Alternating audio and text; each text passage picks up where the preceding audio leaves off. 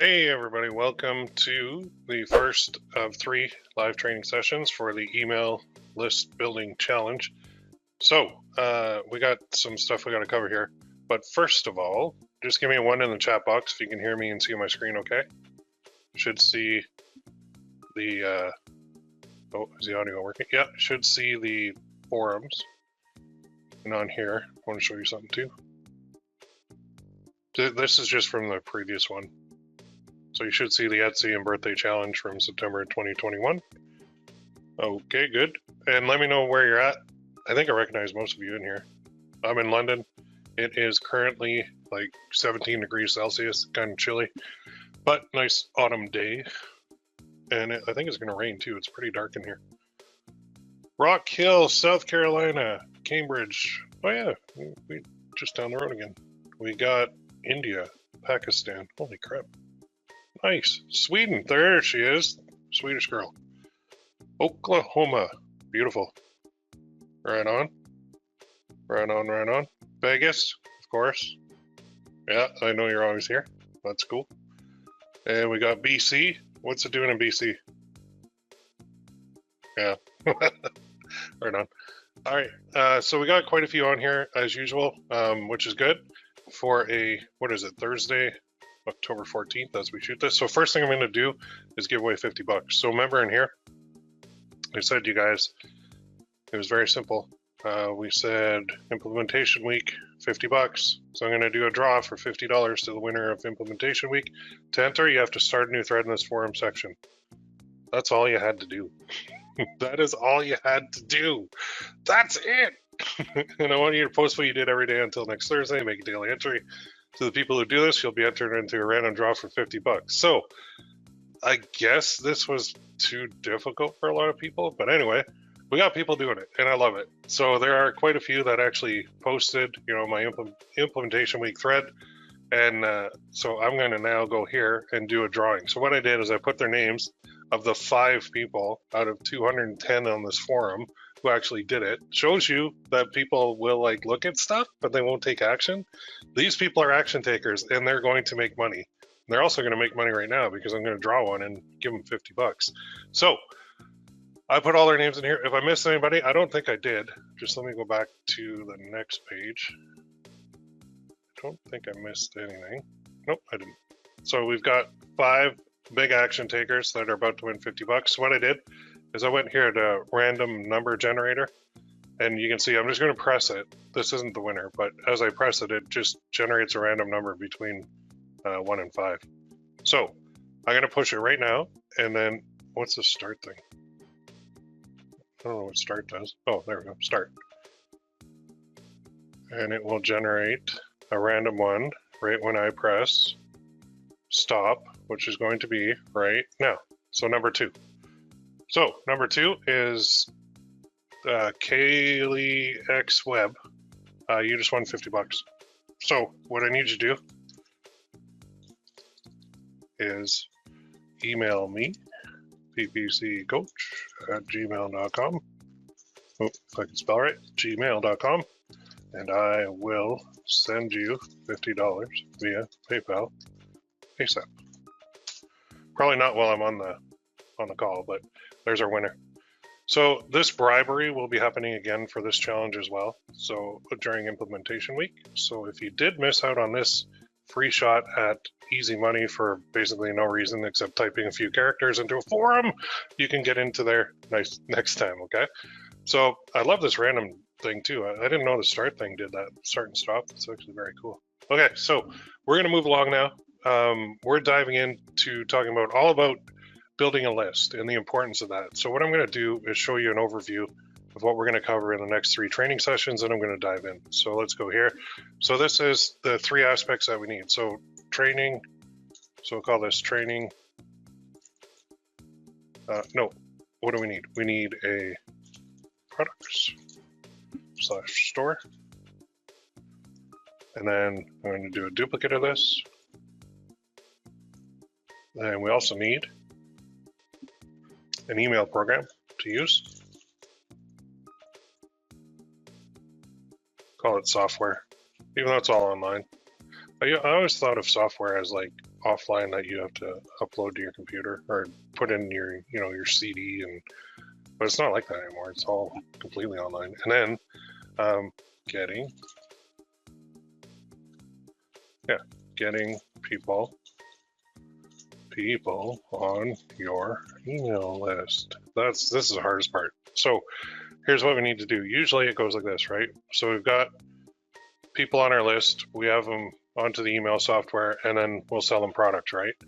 So the way that we have to do this is we have to build these two things first, and then we can fill the list. Because without the products, we can't really bother with the list, because getting people onto the list to sell them nothing is pointless. If that makes sense. So here's what we're going to do. We're going to put that over there. We're going to put that there, and then I'm going to rename this to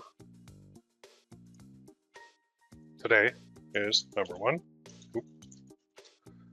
We need products and we need a store. And then we need to, number 2, we need email software. We need to set it up with our intake and with our sequences and with our blasts and with our sales and all that good stuff. And then finally, number 3, we need to fill that list so that we can make sales year round. So not only for Christmas, not only for all the holidays, we're talking year round. If you don't ever do another method for print on demand, do this, okay? This is the one you need to do.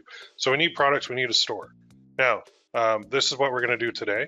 And that goes, it basically works this way from here to here, but these are our 3 trainings that we're gonna be running. So 1, 2, 3, this week, next week, 3rd week. And then of course, we're going to have a 4th, which is going to be our implementation week. But there's no training on implementation week because you're implementing. And on implementation week on the forums, I'll be bribing you again with another prize.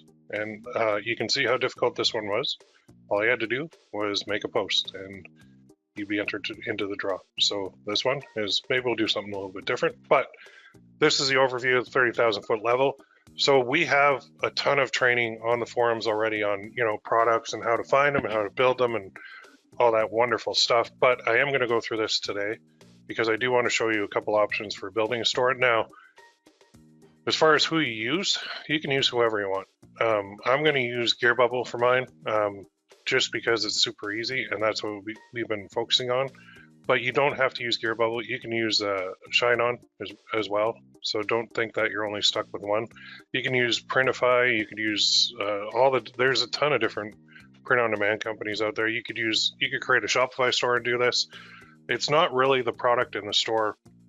Well, it's definitely the products, but it's not the store that we're worried about.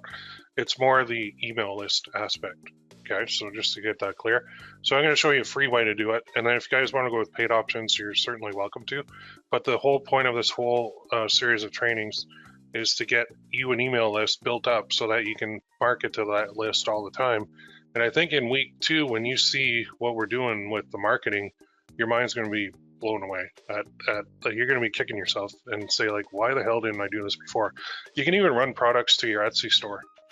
Like, you can run emails to your Etsy store. You can build your list and you can send your subscribers anywhere you want. So it doesn't matter if you send them to Etsy, if you send them to Shopify, if you send them to Gearbubble, if you send them to Shine On, it doesn't matter. That's not the point. The point is you have an asset, and that asset is a list of people who are interested in what you're offering. It's a very, very, very, very cool way to make a lot of money online in the print-on-demand world. And I still don't get why people don't see the value in it, but they're going to very soon. So let's go into week number 1 today, and we're going to get some products together.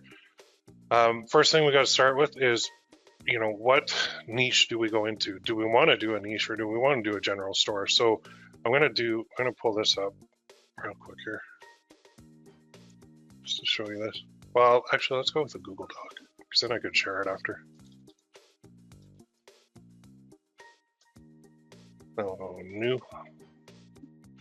So on here, week 1, challenge number 26, week 1 training. And in here, we're going to say, number 1, we'll say niche or no niche.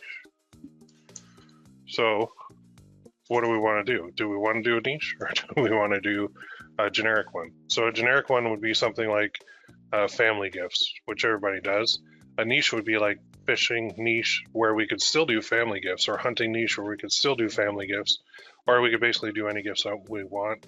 Or we could do something niche-wise. We could do like jokes. We could do a joke niche if we want to, like funny jokes or dirty jokes or any kind of jokes that we want. We could do pet niches. We could do sport niches. We could do really any niche that you want to do. I think going broad is good because it gives you a lot of different options. So if we're looking at, and remember I talked about political niches too. That is the most fiery, passionate topic out there right now is politics, and especially in the U.S., they are like an insane level of intensity on both sides. So if you wanted to really cash in, and I know guys that have cashed in huge on the political niches, you can. Because once you own that list, you can send them whatever you want. So you're not going to be banned on social media like some of the sides are, because you have that list. And then I'll just give you an example just to kind of help you out here. If you go to Etsy, is it Etsy? I'll show you one other one too. But let's say this. These things are still selling, and he's not even president anymore. Well, some people say he should be, but he's not. So look at all these, just tons and tons of, it comes from China. Oh my God. I love it when I wake up and Trump is not president. Like stuff like this, liberal, right? And then you got your Republicans. You're a great mom. So that would probably be like a Republican. Let's go, Brandon. You're a great dad, really great, very, very intelligent, so handsome, really special. Other dads, losers, total disasters, everyone agrees, believe me. Now, at the time, because people do ask, can we do that? Is that possible to even sell that? And I know a lot of people will never sell a Trump thing because they don't like him, but a lot of people do like him. It's very divided. But is his likeness now trademark or copyright because he's not a public figure? I don't know. Oh my God. Bestseller. Okay, I don't mean to piss off any political party lovers here of either side, but I'm just looking at this from purely a marketing point of view, and I don't have a horse in this race, so please just know that. So how easy would that be to sell to a list of Republicans? Like, how easy would that be? You email that and you say, grab our new mug. Boom, picture, buy now button, done. Like, from a marketing point of view, that's super easy. So I'm going to expose somebody here, Jetpack Mugs. I don't know who they are, but buy 4, get 1 free, only valid through the end of something. Everything is 20% off, our biggest sale for the caffeine dependent. That's cool. I don't really mean to expose you here, but I don't think you're in our group. Oh fudge, happy things, happy Friendsgiving. I tell dad jokes, it's how I roll. Funny. When tyranny becomes law, rebellion becomes duty. So there you go. I'm Joe Biden, and I forgot this message. Okay, clearly they're leaning on a Republican standpoint, but that too would be easy. I know it's offensive to Democrats, but 3 people have that in their cart. Let's see how that one's selling.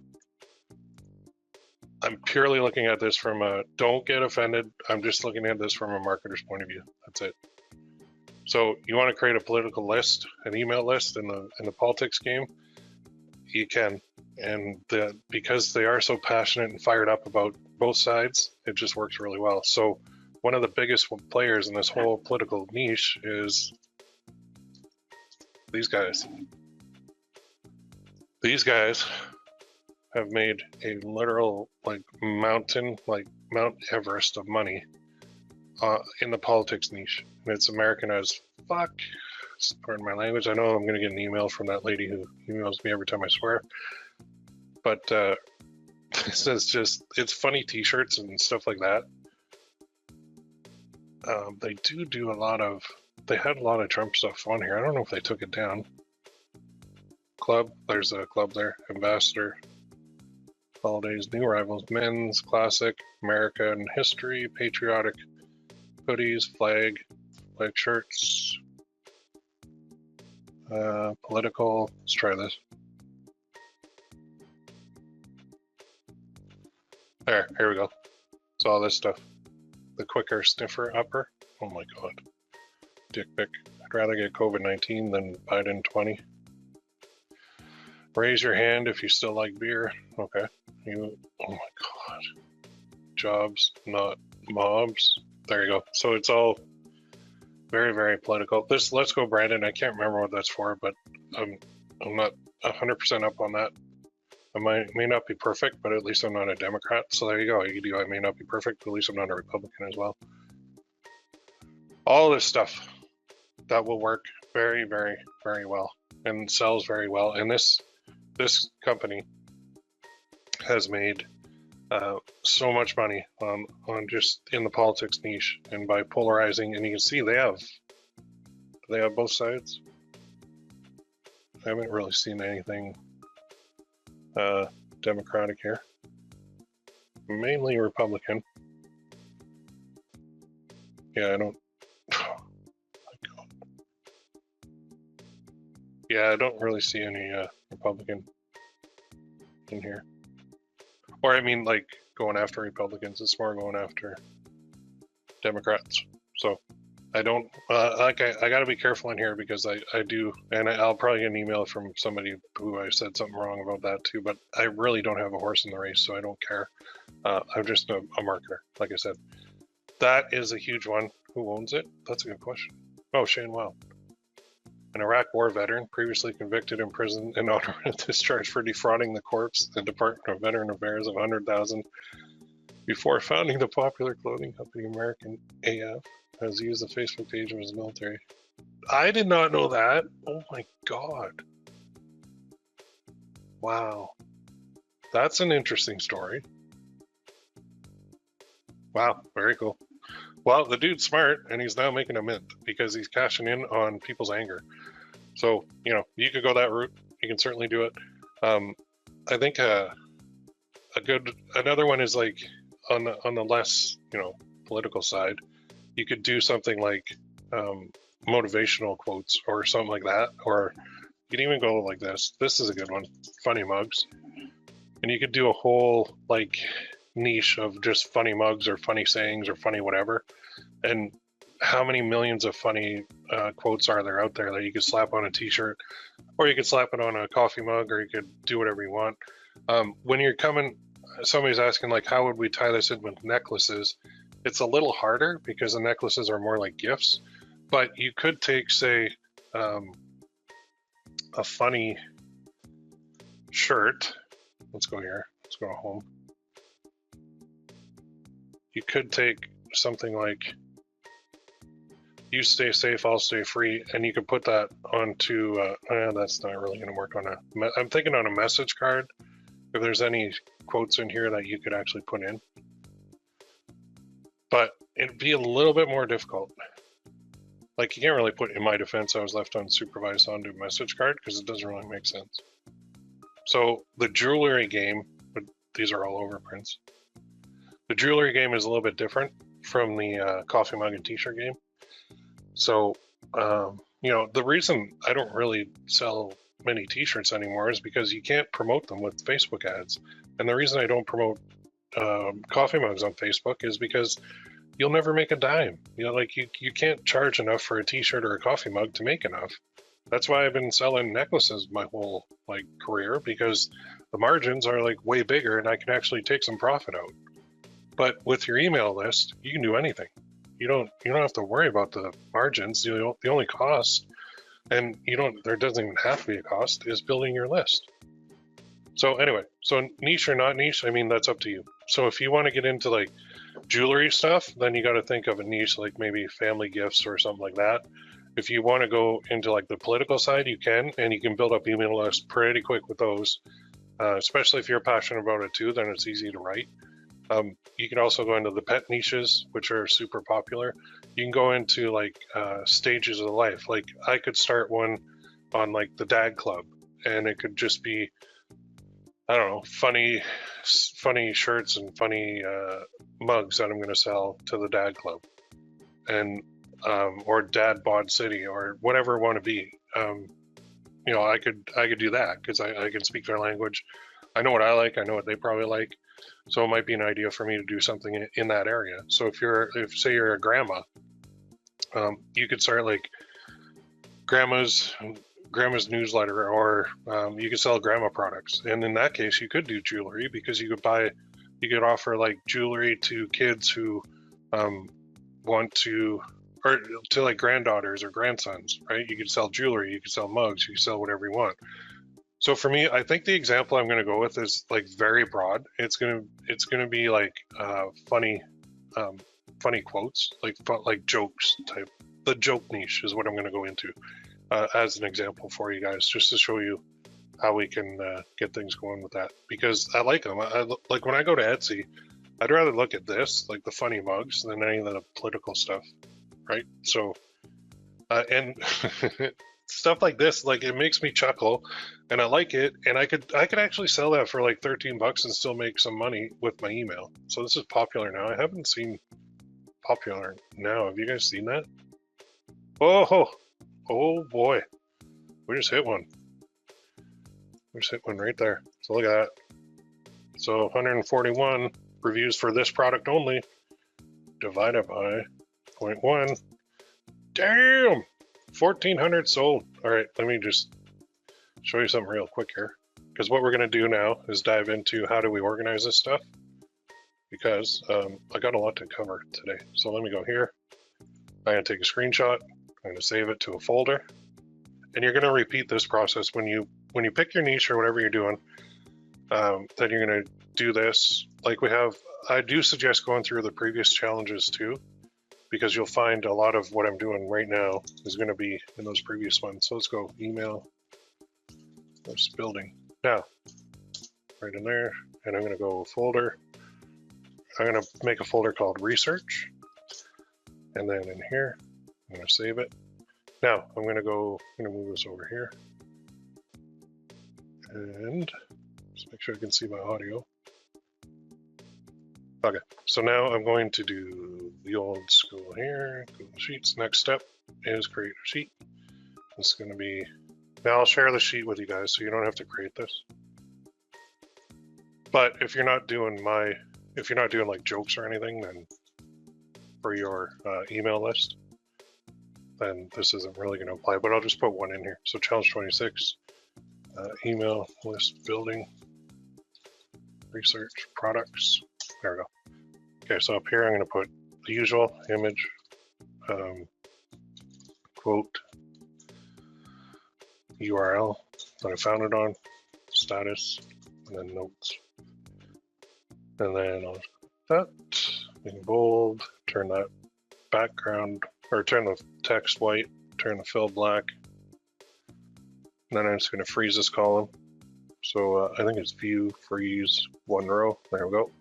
Now I'm going to go insert,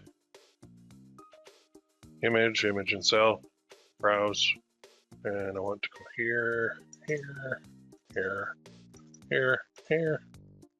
Doot. All right, now I'm going to make this bigger so we can actually read it.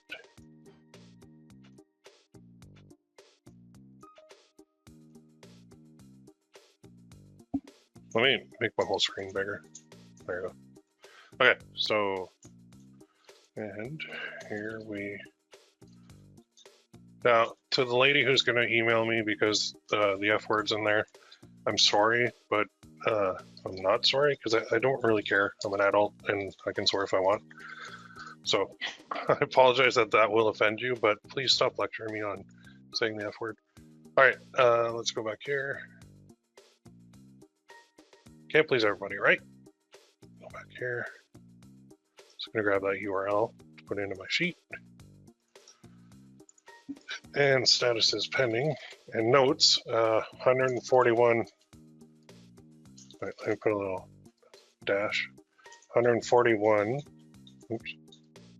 4. Where's 4? Reviews on Etsy. So what did I say? 1410. Man, It could even be more. I would call this a big winner. So here's what we're going to do with this big winner. I'm going to go to Canva.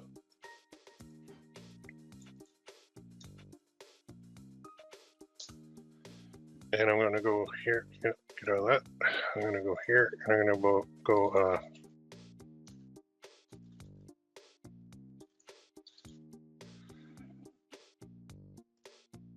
just see what comes up. Oh, I need templates, sorry.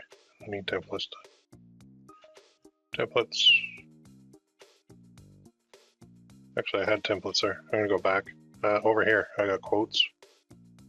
So templates, quote. And now I've got all these different cool ones in here. So I could do it this way, and I could create that little mug very easily. If I find any. These are more posts. I created a blank one too. Well, that's a video. That's cool. So I can use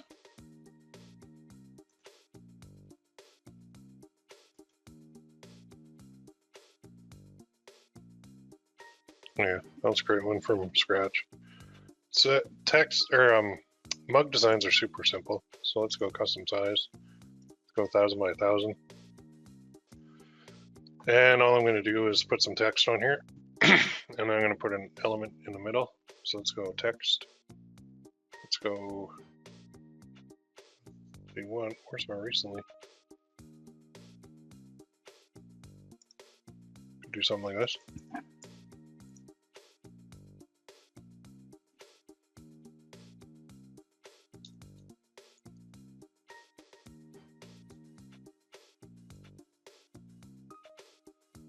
I'll just delete this part.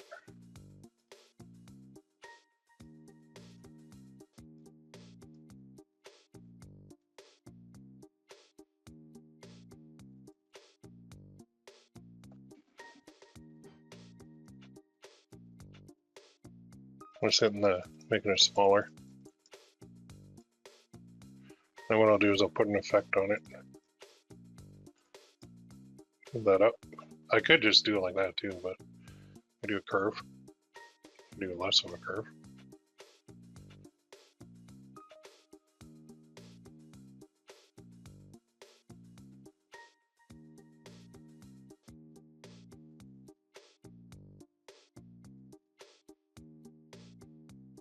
Oops.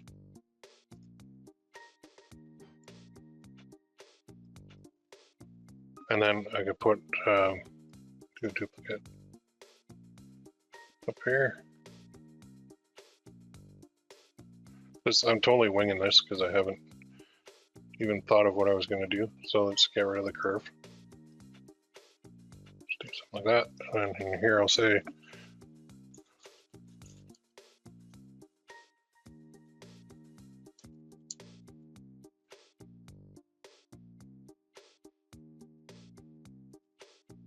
we can do it like that too.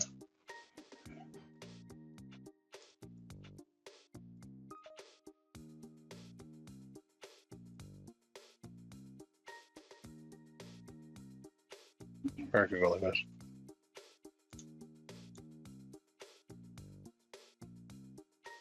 And just make that text a little smaller.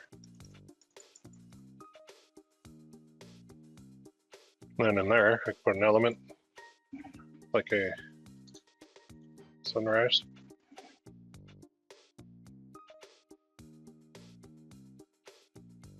See if we got anything. Oh, let's go graphics.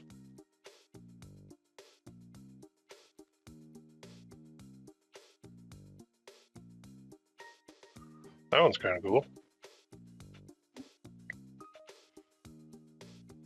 Or we could do this one. It's kind of cool too.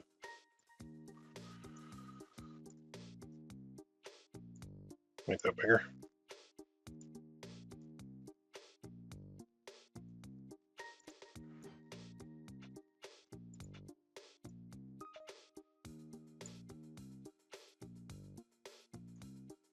There.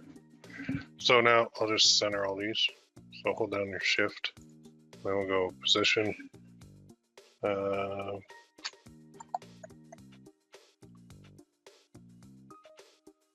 problem. Oh, they are centered. That's why. Okay. What's tiny up do? Yeah, I don't want tiny up. Ooh, no. Okay, so let's reverse that. Okay, so they are centered. So I've got one. It's not, if you put these side by side, they're totally different, right? I could even make this curve too if I wanted. Do a negative curve.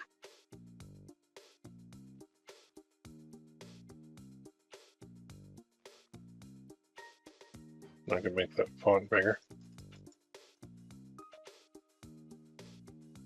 Curve it more. I'm just eyeballing this, but there you go. That could be my design. Now I can make this sun. Centered. This centered. That centered. There. That's pretty cool. And here we go again. I mean, good morning. There. All right. So let us save this. File.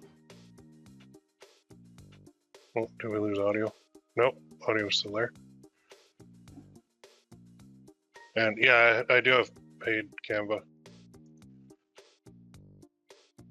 Okay, so let's go there.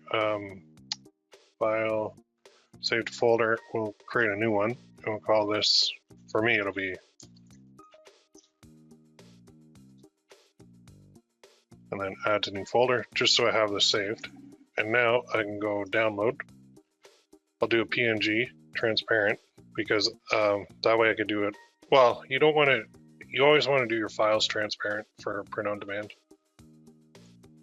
I'm just going down here. Okay, and then they do this thing. But in here, on the bottom left, I go show in folder. And I've got it right there. Copy. I'm just going to move it to, I know I'm on the other screen, but I'm just moving some stuff around here. Okay, I just grabbed it, and I'm going to put it into, now you got to create a folder for your designs. So let's go new folder, designs, and then I do like to number mine. So we'll call this, and here we go again. Oops, let's go this, and here we go again. Coffee mug. And then I'll just paste that in there. There we go. This keeps it organized. So now I'll move this to another screen. And I'm going to go to, in my case, I'm going to go to Gearbubble because they're my mug guys. So I'm going to log into my account. This is my one that I've used in the other challenges. So there's only like 4 products in here. But I'm going to go launch, traditional. I'm going to do a coffee mug. Now I could do a travel mug or a tumbler or a wine glass or a camper mug. Or I could do a candle if I wanted. I could do an ornament. I could do a wine glass. I could do a pillowcase. I could do any of this stuff. Really, I could do a shirt or hoodie. For simplicity's sake, I'm just going to do a coffee mug right now. And one tip I'm going to show you, I usually do 15-ounce mugs because I bought them both, and the 11-ounce is kind of small. So I drink a lot of coffee, so I like the 15-ounce better. I'm going to upload this. So challenges, let's go to your folder, grab that PNG we just did. I'm going to make this big. And so somebody the other day was asking me, if these dotted lines go outside of the mock-up, is it going to matter? And no, it doesn't. So I'm just going to do that. I'm going to do it on the back as well. And then I can leave that price at $19.95, but because I'm dealing with email here, I can actually lower my prices quite a bit because it's going to be, there's no ad costs involved. So usually if I price that $19.95, I'd have to, for like, even at $13 profit per sale, I couldn't really make anything. Oh, it actually took it. Whoops. So if I go down to like $14.95, I think I'll get more sales at $8 profit per sale. So I got to pay the cost of the mug, which is 14.95 minus 8. I should be able to do that in my head, but $6.95 per mug. If you do a lot of volume, you'll get a lower price, and sometimes they run specials too. So let's go here. Let's go. Here we go again. Oh, and here we.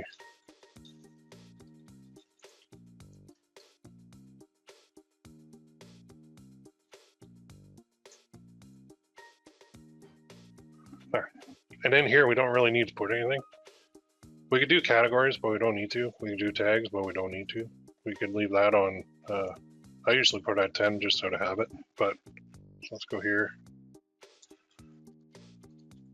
If I doubt good morning is available.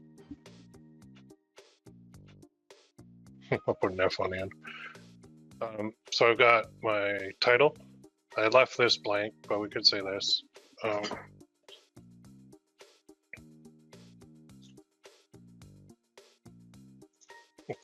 Just, oh man, I'm gonna get like 4 emails now. Swear to God.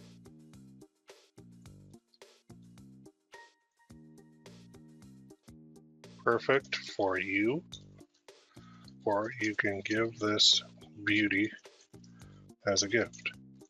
Get 1 or 2 or 3 now. There, I'll do it like that. There we go. Oop, yep, there we go.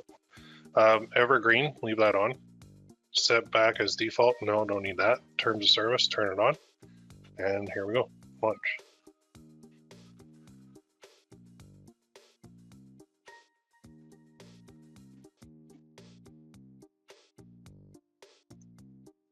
Or launching.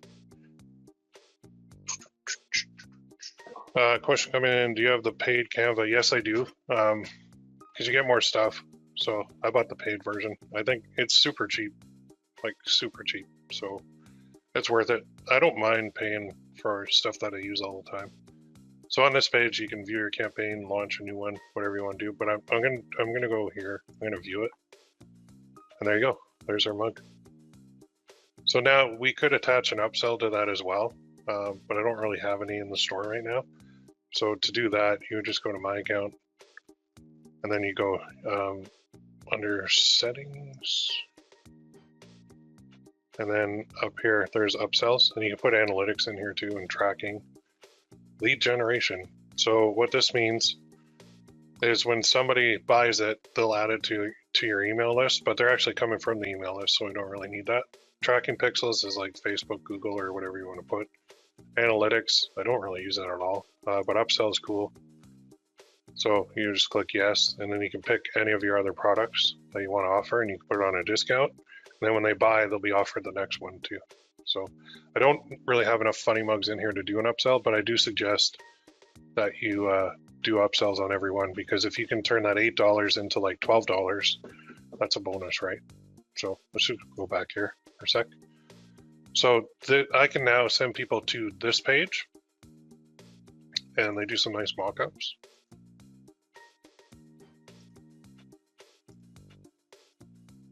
And there's also mock-ups here. And when I'm looking at mock-ups under add photos, I'm just thinking for my emails. So if I want to do a square one, I can do it. And then they've got all these, like the lady holding it.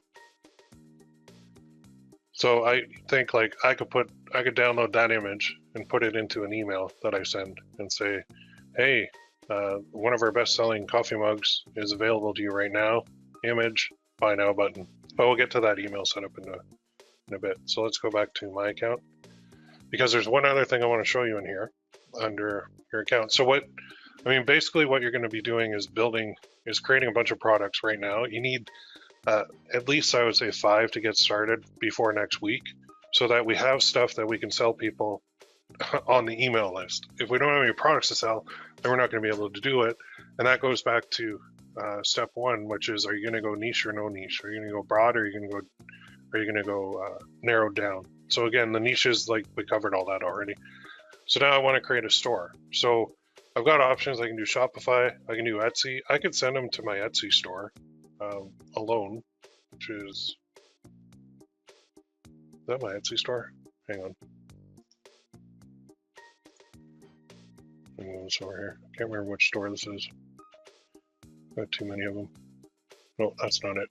I'm gonna log out of that one. It's list design. Yeah, there it is. So I could send people here if I wanted. Barber, that's it. Oh, what happened? What are you bugging me about here? This is the Bliss Design Innovation Store. Well, shit, I got another sale. By the way, this one is in one of the challenges on the forums, and this one has sold 3 so far. So I should get that out. Crap, ordered on the 7th. Damn it. Okay, I gotta fulfill that. Whoops. Okay, so this, just to show you guys real quick. I don't know why my emails aren't coming through. Anyway, if you get this, you do need to log into your Shopify store and fulfill the order. So let me do that right now, just while you guys are on here. Actually, which store is that? Too many Shopify stores too. Too many things, you know. Log in. So if you ever see that, it's because it's not fulfilling automatically. And it's typically, that one is from Shine On. So I think what they did is, gotta go apps. Gotta go to this. And then I just gotta release it. So I gotta go to orders within the app. Yeah, see? Why are these on hold? I gotta fix that. So I gotta release the hold. And then what I wanna do, such a weird system. Pay all, there we go. So that one cost me $20.27. I'll pay with my PayPal. The base cost, that's Canadian. Okay, there. Now, here, I sold it for, what are my listings? What did I sell it for?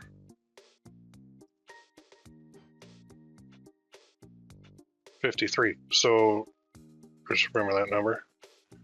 That one order.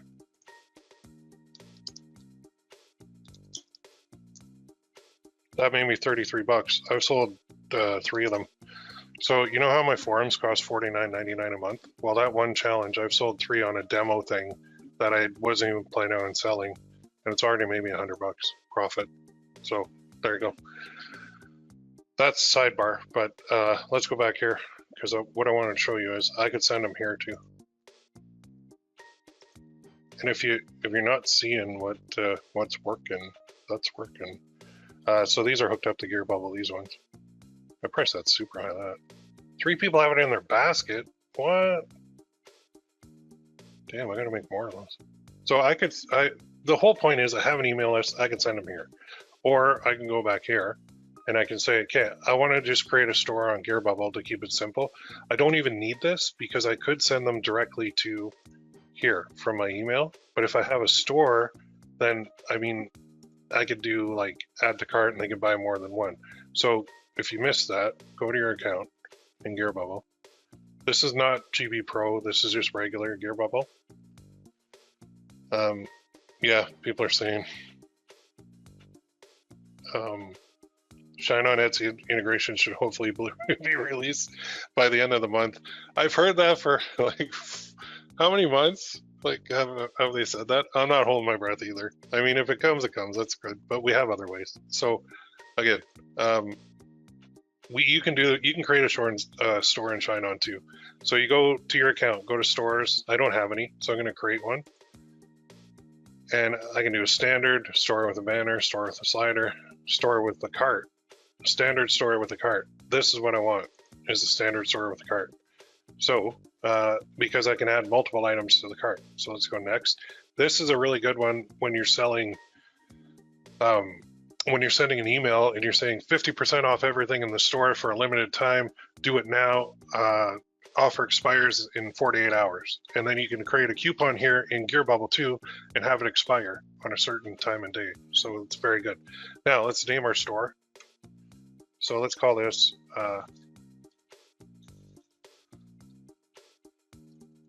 funny stuff. But I don't know. I didn't even think of this. What should we name a funny store? The Oh. I don't know.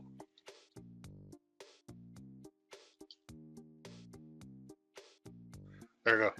Stupid, but whatever. Now I can add categories as well, but I don't need to yet. So actually, maybe I will. Yeah, let's add a category. So let's call one coffee mugs. Okay. And let's, we can add categories later too. Let's go next step. So now I can actually add stuff to my store. So I can go like this. I'm gonna add that one. Select a category.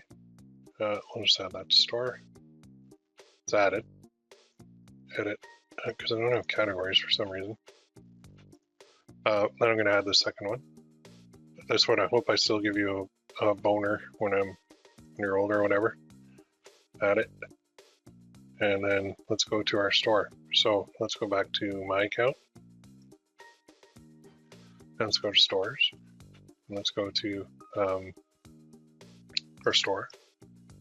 You can see I have a store. So I have a place where I can send people now. And right now it's got 2 coffee mugs in it. This one is really expensive. But when they click it, they go here. And then this is a personalized one too. So I hope I still give you a boner when you're 80. Happy birthday, love your name. And then I could put love, Will. Well, I hope I don't give somebody a boner when they're 80, but you get the idea. And then they could add that to cart. And then they could continue shopping.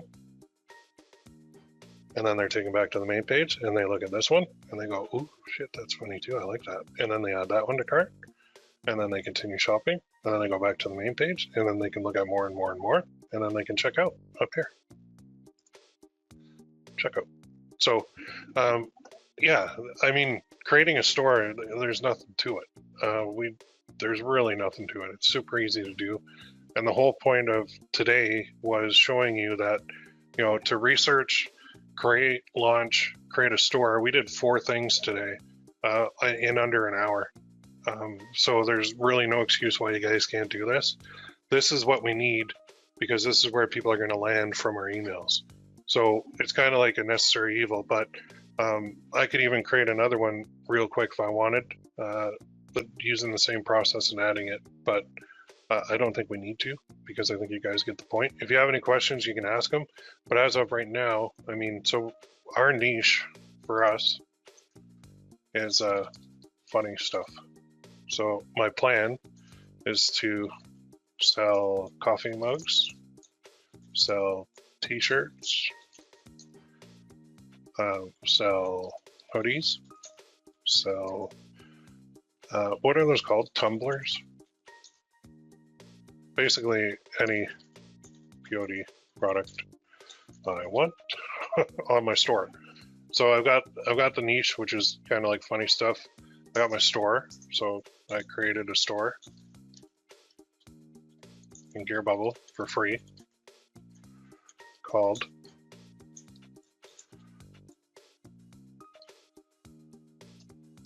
and now I've got a Gearbubble. Oh, it's their Chinese competitor to Gearbubble. Gearbubble. There we go. Gearbubble for free called that. And oh, actually, so I picked the niche funny stuff where I'm going to sell that. Researched. Man, I cannot spell today. Researched funny quotes.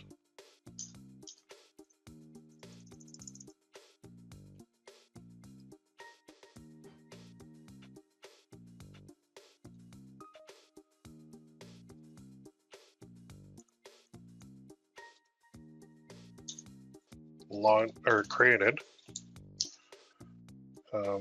image in Canva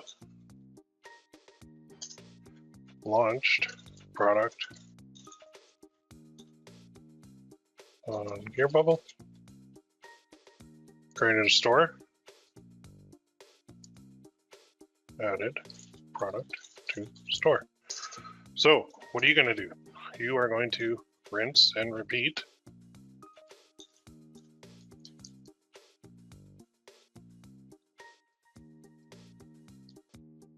And I want you to have at least 5 products in a free store or Shopify store or Etsy shop or Shine On store. I don't care what store you use. Doesn't matter to me. Send them anywhere. That really doesn't matter. It's not the point of this training.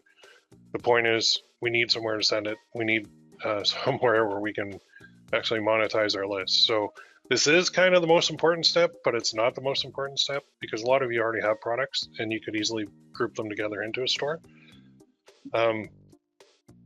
Question coming in. What about, wait. Yeah, what about Gearbubble? What version do you have? Oh, okay. So Gearbubble here, let me go to the incognito window because I'm already signed in. So this will sign me out. So when you go here, a lot of you have a Gearbubble Pro store. So when you land on here and you click Get Started, this will try, I think it tries to create like a Gearbubble Pro store. Yeah, so it's like start your free 14-day trial, see why people are using Gearbubble Pro. Okay, that's one way, but that's not the way I'm doing it. I'm doing this part. Actually, this part, launch product. It's kind of confusing, but when you create an account here, then you're going to get into the dashboard that you see here, okay? So again, that's under launch product, not start your brand. Start your brand is Gearbubble Pro, and that costs a monthly fee. Yeah, their page is kind of like, it's not very clear. I think he's trying to funnel you into the GB Pro, which is fine. It's a competitor to Shopify. They do offer a lot, and you can use a lot. Oh, there's a guy right there. Look at that. Yeah, that's cool. So you can start your free 14-day trial. Can't even remember what it costs every month after that. But it basically has a lot more features than their free stuff. But for this, we're just going to use the free stuff. So launch product, this one, which will take you here. And then once you create an account, you'll be into your dashboard here, which looks like this. And this is what I'm doing. So this was around before GB Pro even came out. So that we'll call this GB free because there's no monthly fee on this at all. And they've got a whole bunch of options in here. They got discounts that we can run. So if you want to create a discount, you can. And they'll ask you for a code, type, discount or free shipping, dollar amount or percentage. So you'd enter that. This is the best part though, the expiry. Because when we're doing email marketing and we're doing a blast, say we're doing a Halloween sale, and we're saying, okay, our Halloween sale expires October 31st at midnight. So it's very cool. Like the code that we generate here will not work after that expiry date.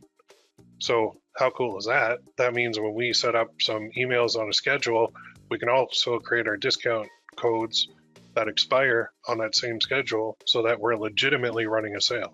So if I send out a code that says 50 or boo 50 off my 48-hour Halloween sale to my email list of people who like funny stuff, like funny mugs and funny shirts and all that, then it's really going to expire on that date and time. So when they go in the next day, it's not going to work. So now you're not using false scarcity, you're using real scarcity. And that, I tell you, scarcity is super powerful. I use it on my membership site, and I use it on my template club, and I use it on my boot camps and everything.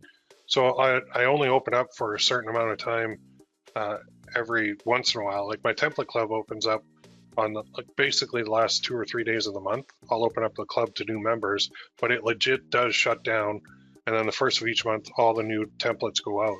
Say with my membership, I just had an opening, and it was open to bring people into this email list building challenge. but that legitimately, the doors are now closed. When you go to that trial page, it says, yeah, sorry, we're closed. You can go to the waiting list if you want. So that is real scarcity. That's a real thing. It's not like fake. Okay, another question. Do you think the shipping container problem will slow things down from Gearbubble and Shine On? Yeah, I do. Absolutely, I do. So what? Good. I'm glad you brought this up. So this is a big news. What's it called? The slowdown? No, the backup. Isn't it? Aren't there a bunch of ships out in the ocean, like waiting? You can Google this, but there is a big backup that's happening. Yeah, everything's out of stock right now. So two things. Right now, it's going to affect us long term. Short term, though, we can, like, it's supply and demand too. So if people want to buy some Christmas gifts, we can actually use this to our advantage and say, buy this now because inventory is running out, because those goddamn shipping ships can't get in here to get unloaded because there's not enough people to unload them because all the people like quit. Wasn't that the reason? I can't remember. They ran out of workers. No. Tip. She had 25 shipping containers worth of products sitting at factories in China, while several of her top selling items were listed as out of stock. Can't get space on vessels. We basically pay like 19,000 to 20,000 a container. They will try and find space, but still no guarantees. Same day, backlog of container ships floated off the coast of Southern California, waiting to unload cargo at the ports of Los Angeles and Long Beach. There's nothing I can do. It's been 2 years since the beginning of the pandemic lockdowns in China, but global supply chains are still tangled up. So a new series called Temporarily Unavailable Marketplace. Yeah, so basically COVID screwed everything up. Shutdowns, labor shortages, other disruptions slowed down part of the shipping and logistics industry. At the same time, imports surged due to shifting consumers' habits. It's just kind of the perfect storm of a logistical nightmare. So yeah, it's going to affect us. Hopefully after Christmas, but I mean, if things sell out, they sell out. The thing is, we can worry about this. We could shut everything down and just go stick our head in a hole and cry about it. But I'm not saying that's what you're going to do, because I know you're not. But I'm saying that there's opportunities within this, and there's also the fact that there's 3 guarantees in life now that I have: death, taxes, and shit's going to happen. That's the 3 guarantees. Something's going to happen, no matter what. No matter how smoothly things are going, no matter how great our stores are going, no matter how great products are selling, stuff's going to happen. And it's going to mess with us, and it's going to screw things up. It's going to piss off customers. The other beauty of this, say we have an email list and we're selling here on Etsy, and I'm selling this necklace, or I'm selling this mug, and then I'm using Gearbubble to fulfill this. Say Gearbubble runs out of mugs and this customer doesn't get a mug. Well, on Etsy, this customer, whoever bought this, is going to be pissed. So they're going to take it out on me, and they're going to give me bad reviews on my store. Same with Shopify on your store.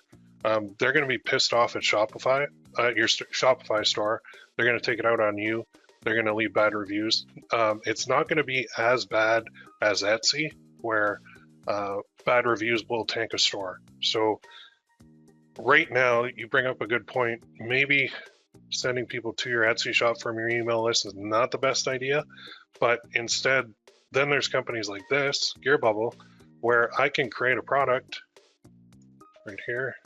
And I'm not saying I don't care about the customers, but I'm saying if instead of sending them to my store, I send them directly to this page, which says Gearbubble on it, and they buy it, guess who's doing the customer service?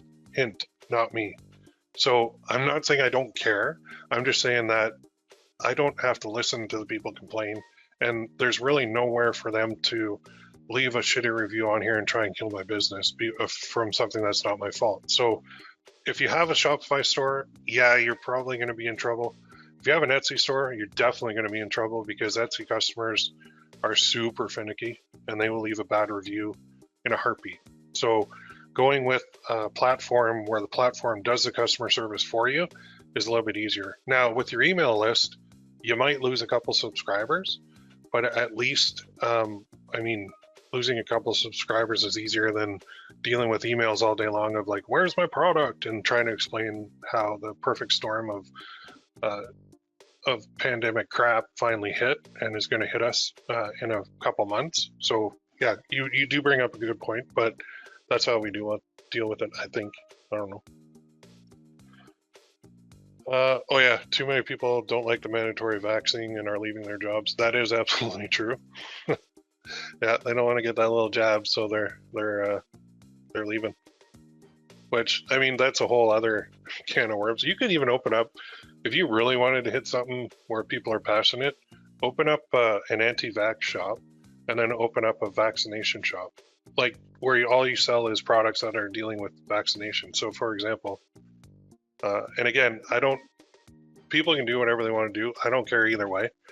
I am double vaccinated, but it doesn't mean I'm better than you. It just means that's my choice. So just like you have a choice to not get it, I have a choice to get it.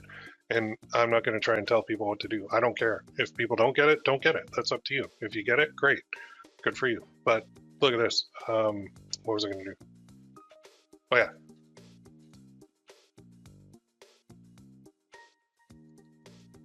Product-wise, anti-vaxxer mugs. There's a ton. This is actually a very, very big trending marketplace right now. This is Redbubble, which their things suck. Let's go back here. Enamel coffee mug. Images for anti-vax. Okay. Vaccines cause adults. Nice. Vaccine passport. Scan this. Okay, there you go.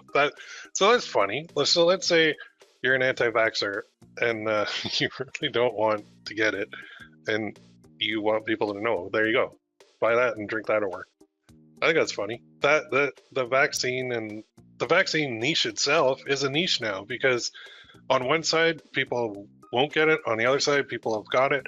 The people who got it think that the people who didn't get it are idiots. The people who didn't get it think the people who got it are idiots. Like, there's just a lot of division there, and whenever there's division, there's an opportunity for profits. So like I said, I'm double vaxxed. If you're not, good for you. Doesn't matter to me. I'm protecting myself, and it's not my job to convince anybody what to do with the vaccine or not. So I'm very in the long hair don't care. Maybe it's a Canadian in me, but I just don't care enough to try and convince millions to do it, because it's not my job. And if they don't want to do it, I'm sure they have good reason. Caffeinated and vaccinated. So there's another one. What's this one? This would actually be, see, I could put these even in my funny mug store, which actually, that's a great idea. You just gave me a good idea. These are the only needles that you will get near my arms. Oh, that's funny, like a knitting spin for an anti-vaxxer. There you go. The one thing that is kind of weird that I find, and there's even people that I know online and friends here, they say, I'm not anti-vax, I just don't want the vaccine. And I'm like, can you repeat what you just said? Because if you don't want the vaccine, it means you're against it, and anti means against it. And they're like, no, I'll get all the other ones, I just won't get this one. I'm like, all right, whatever. There's no way you woke up like that. Not vaccinated, fully protected. There you go. That's a good one to sell. Vaccines cause adults. I don't like morning people, or mornings are people. That's actually funny. Pro-vax, anti-idiot. Jeez, there's no vaccine for stupidity, man. So this is a very super ultra divided, timely, trendy, kind of viral trend that could go out there too. If you hit on one of these mugs properly to your email list and you tell them like, hey, share this on social media if you like it, and then people like it, and then a ton more will buy it just from your email too. I don't know what this one says. We're getting into a sidebar, but a good one. The anti-vax trail. You have died of preventable disease. Oh, like a old video game type thing. Anyway, I'm getting a lot of good ideas here. When you say one thing but mean another. Well, that's got nothing to do with it. Anyway, I think you guys get the gist. So the The there's some funny comments coming in. Oh, I lost track. Sorry, I was reading. Yeah. So your homework, and again, it's hard for me to not. I don't want to piss anybody off in my membership because what your political leanings are is up to you. It's not up to me. What your stance on vaccines are is up to you. It's not up to me. So I have my own thoughts, but I don't need to express them publicly, and I don't look down on anybody who doesn't agree with me. So I think that's, if more people could just say, we disagree, so let's talk and let me understand your side, and maybe you can understand my side, and then maybe we can get along, instead of like the attacks that you see on social media are, whew, holy cow. Like, and I'm no saint either, but you look at in the NBA right now, Kyrie Irving is like an all-star basketball player, and so he doesn't want to get the shot, so he can't play. So he's forfeiting like something like $40 million a season in order to not play because he won't get the shot because the NBA won't let him. And then there's people online in forums and threads and comments and everything. You get the one side who's like, what an idiot, you should do it. The other side's like, no, he shouldn't, he should stand up for his rights. And it's like, whoa, it's just, there's a lot of negativity, put it that way. When really, if people just talk to each other, maybe they could understand each other a little bit better. All right, I'm gonna close with that. You guys have homework to do. I'm gonna go back to this screen for a sec, right here. So we've covered this, done, check. You guys have homework. Next one, we're doing this. And I've got my favorite email software, but what I want to ask you guys is go to the forums, into this challenge section. Let me know what email software you use or what you like. Okay, just start a new thread and post it. And I'll post what I like too. And then finally, this is the biggest one, is kind of number 3, is getting people on your list. That's the hardest part. So once we get all 3 of these together, then we get to implementation week, and then what we basically do is we make money. And we make money because we're selling to people more than once. So like I showed you guys in the, I don't know if you all were on that webinar, but I showed you the Big and Tall store and how they've sent me 696 emails since October 20th of last year. And I've bought from them 3 times, and my cart has been at least $150 to $200 every time. So this stuff works, and I know it works in our business too, in print on demand, because I do it. So in fact, when Facebook ads went sideways, it affected me because I lost my impulse buy side of my business, but I never lost my email side. That's still there, and that's always running strong. And the setup on the email side is a one-time setup. And once it's set up, you're good to go. Like, it's really not much to it. You can just keep expanding further and further out into the future, really. But email is king. Like, it really is king. And there needs to be, I think you guys are here, so you're the good ones. You understand it, but man, there's so many people stuck. And even at up and coming companies right now in the print on demand world, I see that people are just stuck on the Facebook ad wagon. And that wagon has like 4 broken wheels, no axles, and they're dragging it along the ground. Like, it's just, and it's on fire. So Facebook ads and impulse buys with print on demand is that ship sailed, man. Like, I hate to say it, but it's gone. We gotta adjust, like adapt, adjust, and move forward. And email is it was in the past, but it's also the future. And there's also other paid stuff we can do, but the days of running an ad to like a necklace and actually profiting, I think they're in our rearview mirror. So we got to get repeat customers. We got to figure out, we got to implement systems that work more for repeat and bring up our average order value and our lifetime value of that customer. So this is nothing new. It's old school stuff. And maybe Facebook will one day magically be back to normal, but right now, and it's really bad timing with the Christmas rush, but the 4th quarter with Facebook ads is going to be a nightmare anyway, because CPMs are already double or triple what they used to be, and they double or triple in the 4th quarter. So if your plan was to go with impulse buys on Facebook ads to like necklaces or message cards, man, you might as well just light that money on fire, because it's not going to work. So this stuff will work though. We're building an asset that we can use over and over and over and over. And even at the end, when you have a gigantic email list, you have options. You can sell that list. I would never would, but you could. You could also, there's companies that will pay you to advertise to your list. So think of that. Like, there's money to be made everywhere. All right, I'm going to close with that since we are now overtime because I kept babbling on. I apologize for that. But I get pumped about this stuff. I love it. And I can't wait for you guys to experience your first email sale. You're going to be like, holy shit, why didn't I do this like 10 years ago? This is awesome. All right, go do your homework. We'll see you on the next one, and we'll see you in the forums. And let me know the email software that you like in there. Okay, everybody have a great day, and we'll talk soon.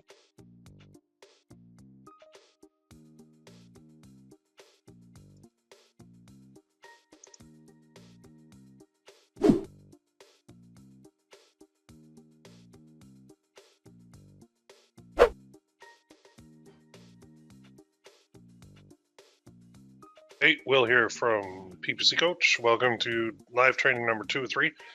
And in this one, we are going to go through and actually create the emails for sequences as well as for sales. So I'm going to walk you through everything that you need to have in place before we start actually getting people into this list. So first off, just give me one in the chat box if you can hear me and see my screen okay. Make sure everything's good to go. Good morning. Good morning, good morning. It is like pitch black in here right now. It's so cloudy and about to rain that it feels like it's nighttime in my office in the front of the house. What's it doing where you guys are? Let me know what the weather is today. I actually know where most of you live now, so I'm not even gonna ask. It's gonna rain, it's gonna pour all day here. So I actually was mowing the lawn yesterday and slid my lawnmower into the fence like 3 times and got stuck. Had to shut it off and get back out. Yeah, it's crazy, super dark. All right, so I am going to just dive right in here because we got a lot to cover. So going back just real quick here to kind of the overview. Probably should have logged in here before. Final Index is great for like 30,000 foot views, by the way. I do recommend this because I like it. This one is, where'd it go?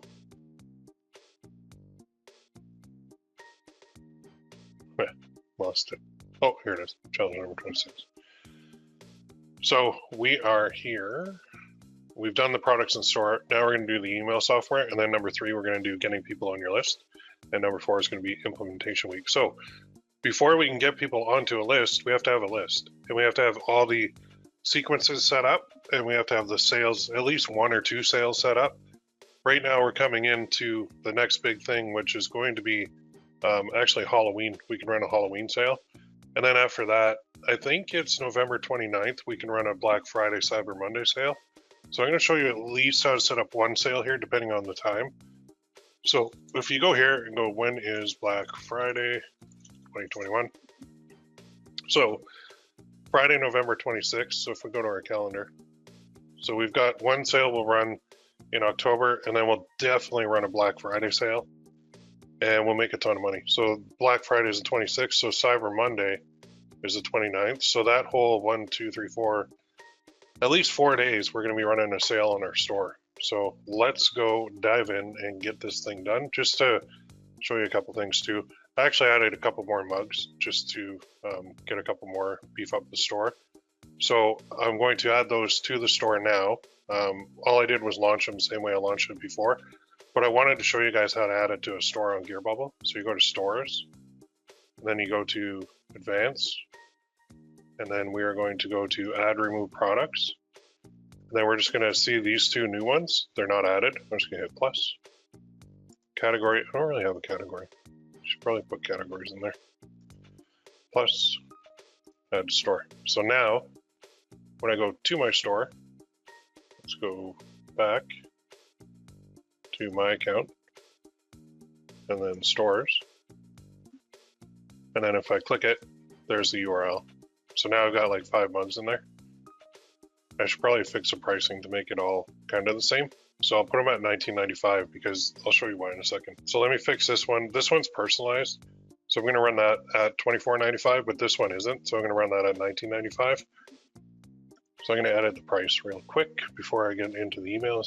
So to edit the price, just go to edit, and then we can go to 19, save. So now when I go to my store, we'll have more consistent pricing. So people won't wonder like, hey, why is that one more? Why is that one less? There we go. And then they can click it, of course. And then they can go to there, or they can go back to the store. I think there was a way. Oh yeah, back to store right here. And they can add multiple to their cart. So now we've got these mugs running, right? We've got our niche picked out. We're gonna do like funny mugs, funny stuff. It doesn't have to be mugs, it could be anything. And if I wanted to add categories to the store, I can do that as well. But for now, I just have mugs, just to keep it simple. So you're going to need an email program. I'm gonna show you MailChimp. Now this is my MailChimp account. I already have it. This is kind of for a PPC coach. So I'm just gonna use this instead of opening up another one. But when you go to MailChimp's main page, I'll show you here. You're going to need the automations. So pricing wise, they have free. So you can start with free. And it's based on 2,000 contacts. The only problem is you don't get the ability to do sequences unless you go up to, I believe it's here. I think it's $14.99 a month where you can do sequences. Now I pay like $78 a month on my PPC coach one because there's about just shy of 9,000 people on that list.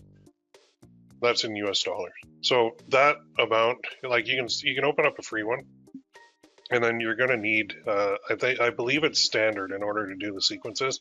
But when you open up the free and you go to do like a sequence, they'll tell you got to upgrade because the sequences are a bit more involved on their system. So I already have an account here I'm going to use as a demo.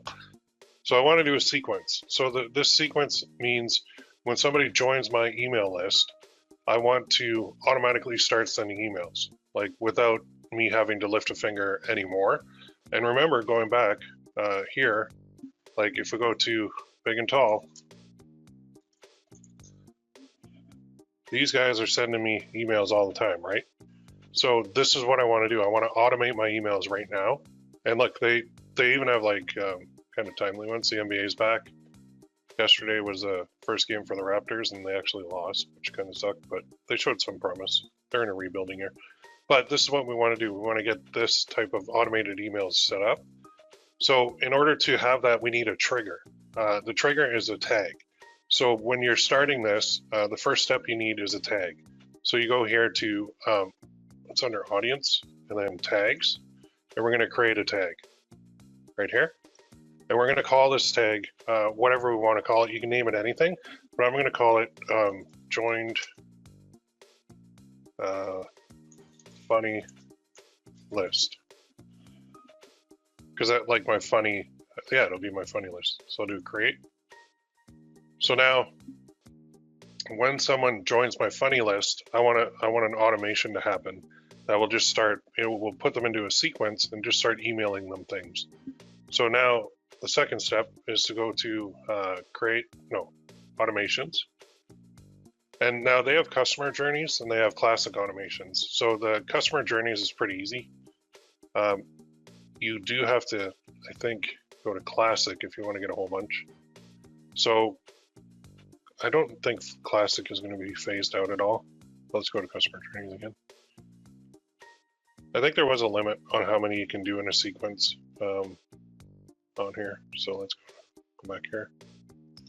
Where'd my page go? What did I click on? Okay, I'll go to classic. And then email subscribers when tagged. Send an email to a subscriber when you tag them. So I want that.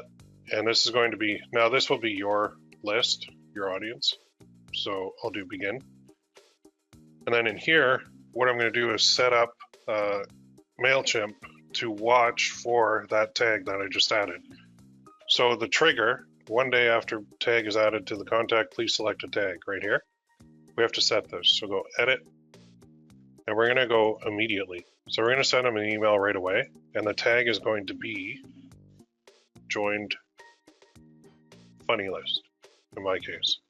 So I'm going to update the trigger. So now this automation is set.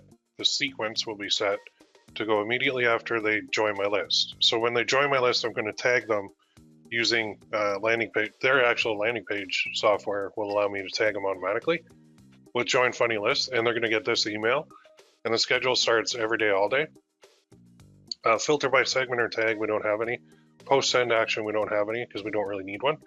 But here's what we're going to do. Design. And we're just going to say thank you in this one.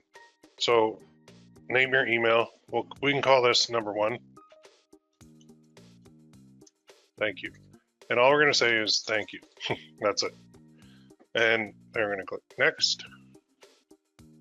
And in here, we can use their actual templates, or we can use save templates, whichever one you want to do. And there's basic ones that you can do. I think simple text kind of works best, but you can create a template and use it over and over as well too. So they got like sell products, which is really a really good template to use. Then they got make an announcement, tell a story, follow up, educate, or they've got code your own, or they've got saved ones. For me, I typically use a saved one, but I had to start with like a simple text. So I'll go here. And then usually I'll put like a logo up here. So I'll go, you can drag and drop with this stuff. So I'll go image up here. Oops. Time to design your email. Select define the layout of your email and give the content a place to live. Right, so we can leave that. So let's use, do you want an image up there? Edit this. We can put images in, or let's just click save and close. I do want to drag and drop this image over here. There. So now I've got an image, so I can upload it. And my image can be like my logo. So in my case, I'm just going to use this, but use a logo for your company.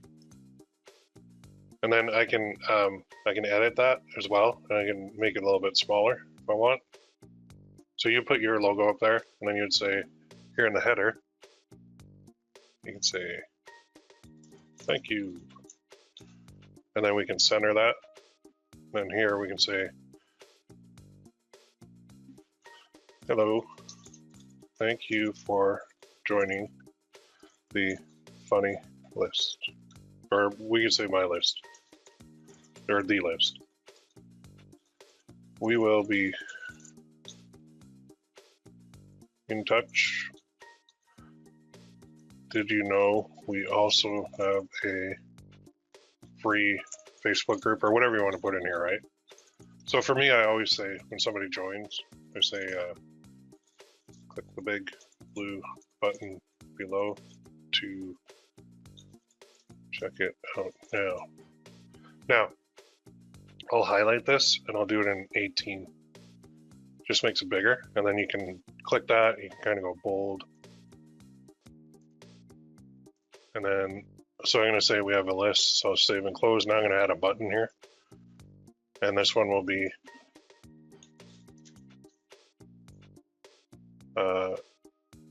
click here to view the group. And then in my case, what I do is I do have a group. So you can create one too. I mean, that's outside the scope of this, but I'm just showing you the welcome email. And then we'll go style, and we'll typically do that in a little bit bigger font. And under settings, we'll make it full width. And you can change the colors as well too, if you want. I like those colors, they work well together. Now down here, this little box, you can see it's got copyright, current year, list company, all rights reserved, if not archive page, HTML list address, and if want to change how you receive emails, update your preferences, subscribe for the list, if rewards, and if. So this part, we could actually just I like to center it, makes it look better. That's kind of your footer. So down in your footer too, if you notice, you can put in social stuff. So like share stuff. So watch this. So now I've got Facebook, and I got my link. I got Twitter, got a link. I got forward to a friend, and I got a link. Let's say I wanted to add another service.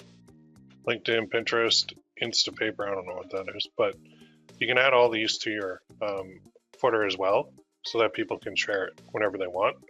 So that's just my quick thank you that just says, hey, thank you for joining the list. We will be in touch. Did you know we also have a free? So offer them something in the first emails, preferably something free before we start selling them, right? So let's go save. And now see this button right here, save as template. We're going to use this because we want to actually save this as a template. So we're going to click save as, and we'll call this one, I don't know. Thank you, template. So super simple, save. And then down at the bottom, we'll click return to workflow. We'll click save and continue. And so this email is going to go out right away. Okay.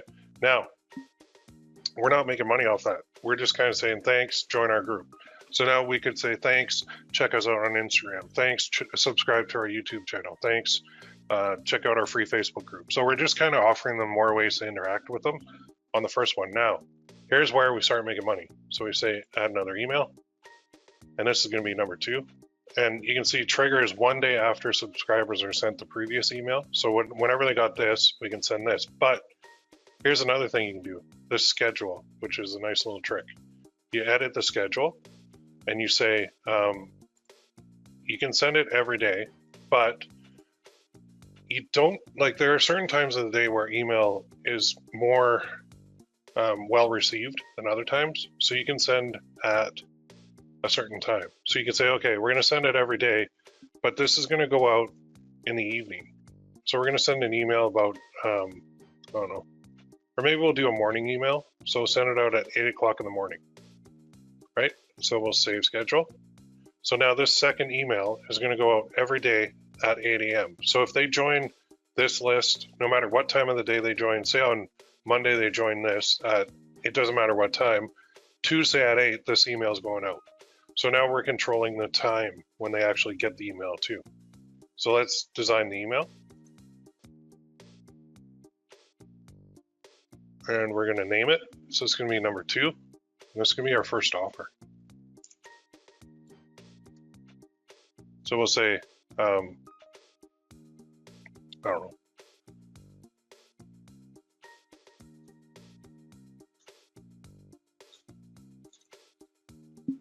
Our top selling mug.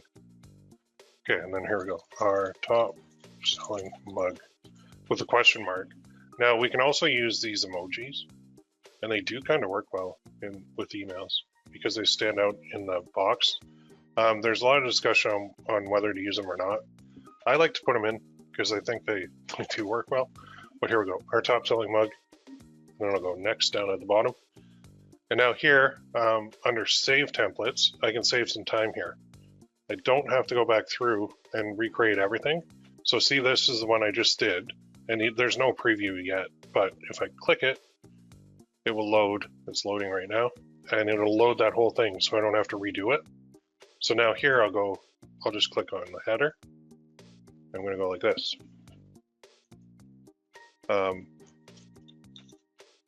Top seller. And then here, I'm going to say, hey,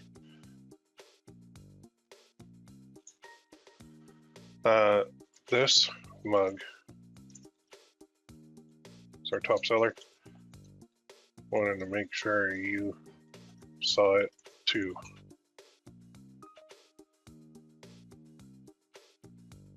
And then we can, I like to clear styles and go 18 and go like that. And then wanted to see it too and offer you 20% off. Okay. If you want to purchase one. So now I'm going to save and close, and I'm going to go like this. I got to do a couple things here, but first things first, I got to create a code. So I'm going to go to Gearbubble, my account, and I'm going to go to discounts. And this one is going to be create, and this is going to be an evergreen one. So the code will be, it can be whatever you want. You can either hit this button, it'll do a random thing. So the discount will be 20%. Expiry will be never. Time zone will be like, it doesn't matter, but I'm in Eastern. And then I click add discount. Okay, so now this code can be used on anything. So when I go back to here, sorry, my account, and let's say I want to do this mug. So right now, that's the URL. If I add in DID equals, in the code, all of a sudden it's $15.96. You'll be receiving 20% off. So this is the URL that I want to use. So I'm going to move this back over here. And I'm going to actually click on this. And I'm going to put the URL. And I'm going to click here. 20% off now. Now I don't have the actual mug in there. So I'm going to go image. And now I need an image of the mug. So where can I get the image? Well, right here. Save it. I'll just put it in downloads for now. Go back here. I'm going to upload. Going to upload. I'm going to upload that. It's going to be really big. So I can make it a little bit smaller if I want. Put it down to like a more reasonable size. Let's actually edit, or creative assistant. We'll do that. Oops. Oh no. No, I didn't want that. Let's edit it. This is the one I wanted. Okay, so over here it's 1000 by 1200 down at the bottom left. So what I want to do is make it like 600 by 720, and this will resize it for me. Then I click save, and now it's a little bit more reasonable. So I can also put a link on this. So when I click link, guess what I'm going to put in there? That. Insert, save and close. And really, that's my email. So this mug is our top seller. We want to make sure you saw it too and offer you 20% off. If you want to purchase one, that's it. That's my email. Save and continue. That's going to go out at 8 o'clock a.m. So now I'm going to do another one. Oh, actually, I'm going to go back to design email. One other step. Remember, I saved the thank you as a template. Well, I want to save this one as a template too. So I'm going to go save as template. And then I'm going to go one mug template. I'm going to click save. So now, save and continue. So now I've got a thank you, and then the next day I'm offering them something, and then I'm going to do this, add another email. And I could actually also click here. Oh no, I can't do that. So let's design this one. Well, we can send this out at 8 o'clock a.m. too if we wanted to be consistent, or we could change the time. Say we wanted to be like, well, let's do that one in the morning. Let's do this one instead at night. Maybe we'll do it at 7 o'clock at night the next day. So Monday they get this, doesn't matter what time. Tuesday at 8 they get this. Wednesday at 7, as an example, they get this. Okay. Design. And this one is going to be number 3. And this is going to be back to my account.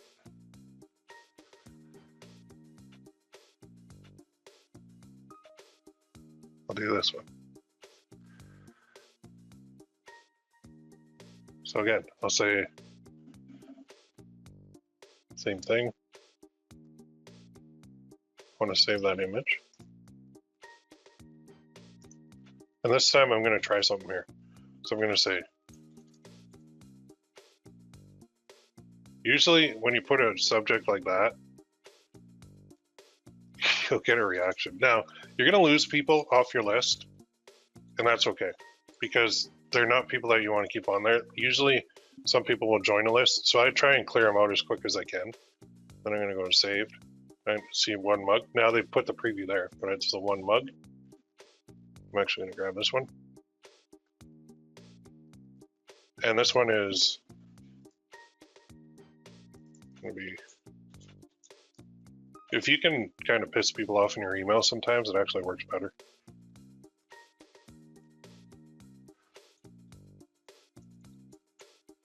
This mug are in our store, and some people don't like it. What do you think? I'm going to clear 2019. Now I'm just going to replace this image. So I click the edit and replace. Now I'm going to upload that new one.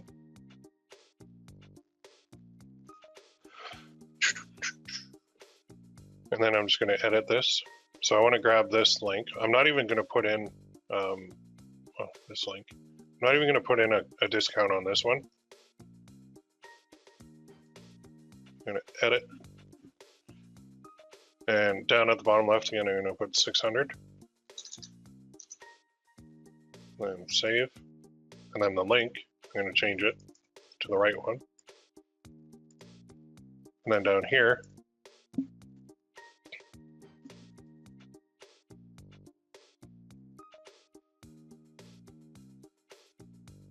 very simple.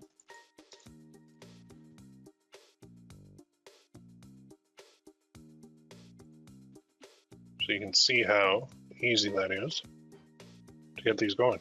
So I'm gonna, like, I have more mugs there on my store, and I haven't even got to the actual sales, like Halloween sales or anything like that. So you can see how you just keep this going. So you're gonna have an email a day. And if anybody says, oh, you can't do that, that's too many emails, don't do that, you're gonna piss people off. No, Will, no, I can't email everybody every day. No way, I can't do that. Remember this? 696 emails in a year. And I bought 3 times from them. So you can email people all the time. You can email them multiple times a day. Just because you email somebody, it does not mean they're actually gonna open it. That's the other thing. Now I'm at 717 emails from Mr. Big and Tall. And I'm probably going to buy something else because I saw they got some new shirts in that I actually like. So I'm probably going to buy more. So you have to set up your automation. So email subscribers word in the tag. I'm going to put this, I'm going to put demo on here so I remember to. Actually, I can leave it because the tag is working. But set it to when they're tagged, joined. There. Email, so name it something that's appropriate. Yeah, join funny list. So this is not going to affect any of my other emails in the system because it's only for people that join the funny list that are going to do this. So our top selling mug, is this offensive? Now, if you're looking for, what do I put for subjects? Big savings, 30-40% off, 30-40% off. On now, customer appreciation event, Mr. Big and Tall order, cart, entire store on sale, entire store 30% off. Don't forget about me. Then they got more. Clearance details, entire store, shop Black Friday on now, for you, Black Friday on now. This was back in Black Friday last year. Black Friday is here, entire store 40 to 70% off. Note about Black Friday, 70% off, just reduced. They got all this stuff, right? I had to reset my password there too. I guess that doesn't count for the 717. Wow, save big. Save 40. Graphic tees on sale. So these guys were using some emojis and sometimes they wouldn't. Probably a good idea to mix it up. Christmas shopping, we're here to help. Look at that. Cyber Monday on now. Last call, time's running out. Okay, so let's go back here. And you can keep doing these, and so you need a lot of mugs, you need a lot of shirts, you need a lot of necklaces, you need a lot of candles, you need a lot of whatever product. You want to load up your store with these products so that you can sell them year round. And so once somebody gets on this list, they're going to keep getting these emails. Keep this short and sweet. Usually if you can ask a short and sweet question, you'll get a better open rate.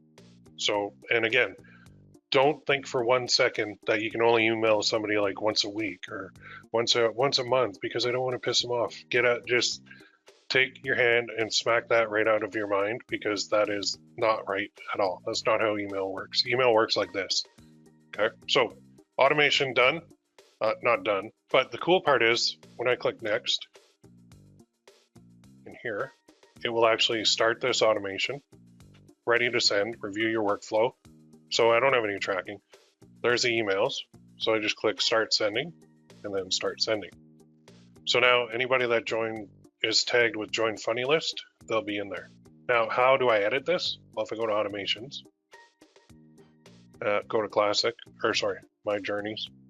There it is right here. So now I can actually edit this as well.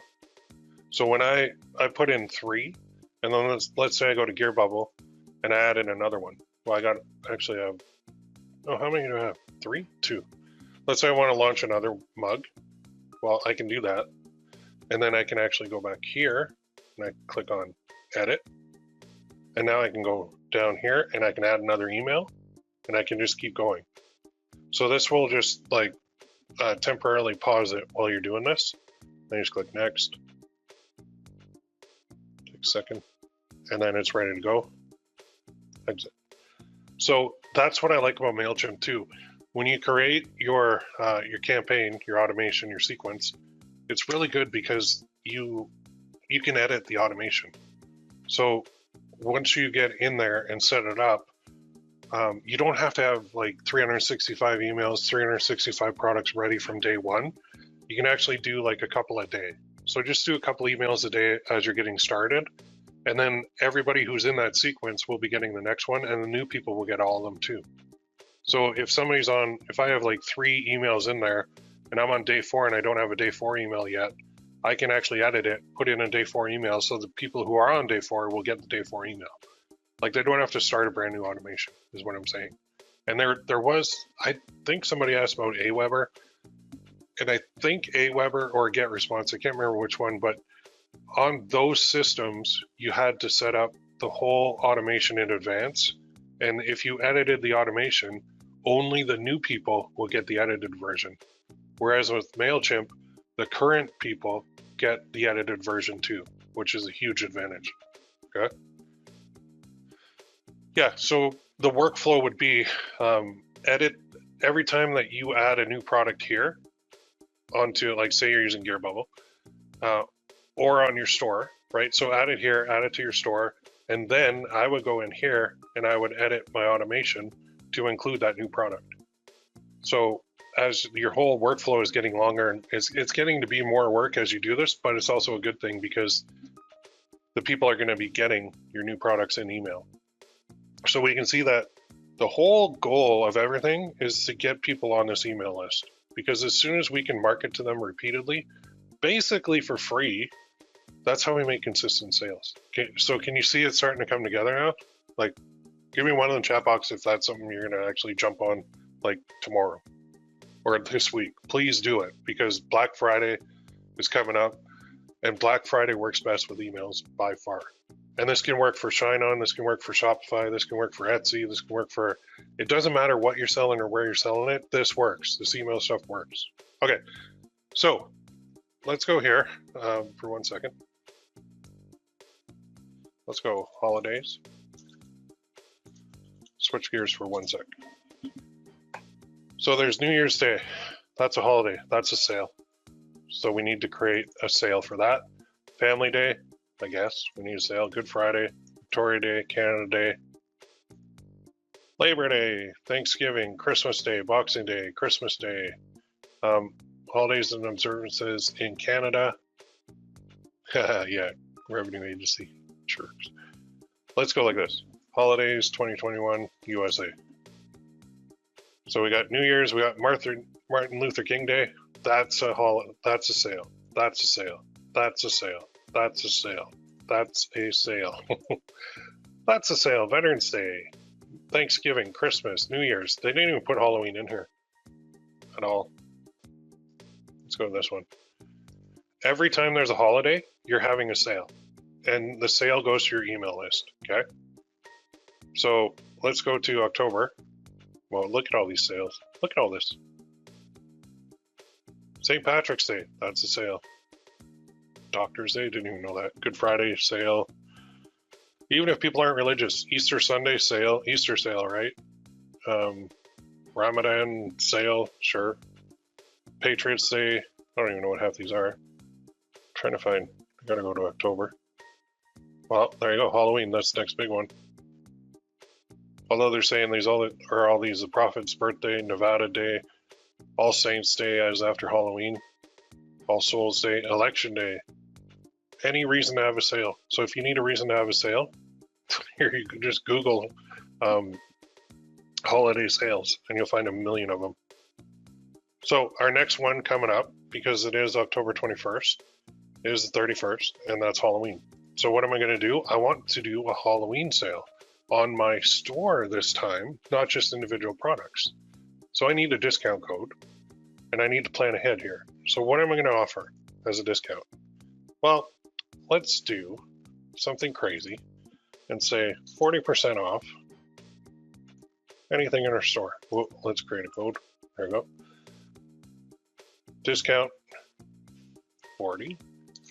Huge sale. Expire. Boom. Here we go. Expires here.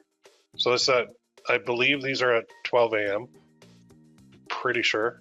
So that will expire October 31st at midnight. And then we'll put the time. Again, put your whatever you want to do. So we just created a 40% discount code for Halloween. So we could even call this, if we wanted,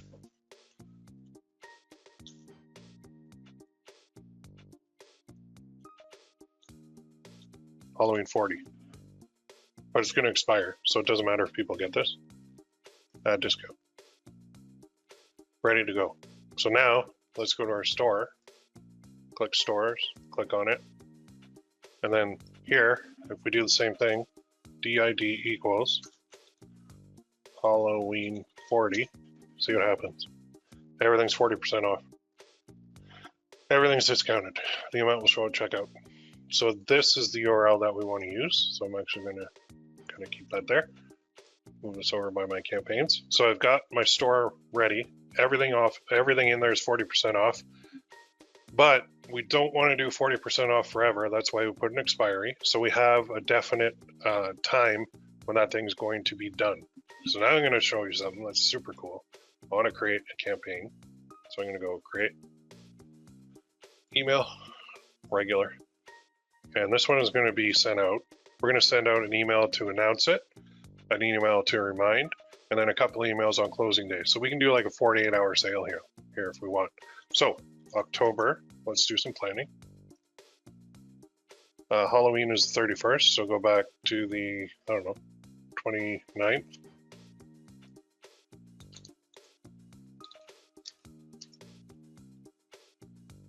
Halloween sale announcement. This will be our email. If I could spell, that'd be great. Announcement. Begin. Now, I'm going to send this to everybody on my list. And from who? Me.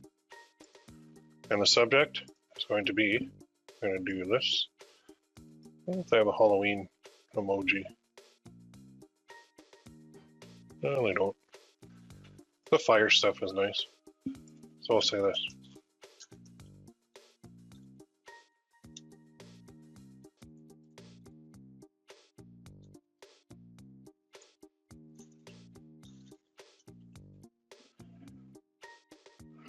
And then down here, I'm going to design it. And I'm going to go to saved.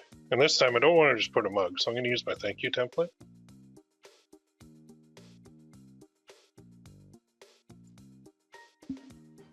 And I'm going to click the edit thing. I'm going to say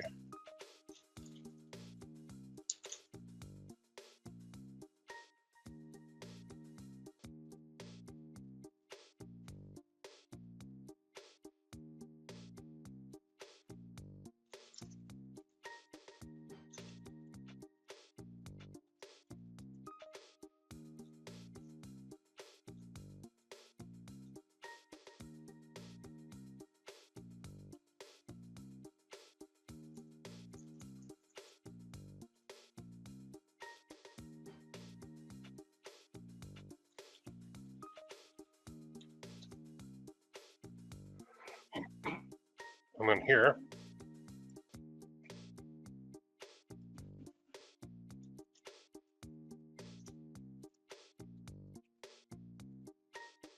oops, that's not it.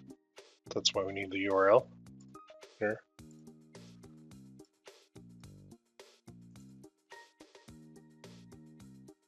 Okay, now I'm going to do something else here. Show you a little trick. So there's a little countdown timer you can stick in the emails. I don't think MailChimp has one. Just put in a fake one here. Fake email, and then here I can select the date. So this is going to be the 1st at 12 o'clock a.m. Let's change color.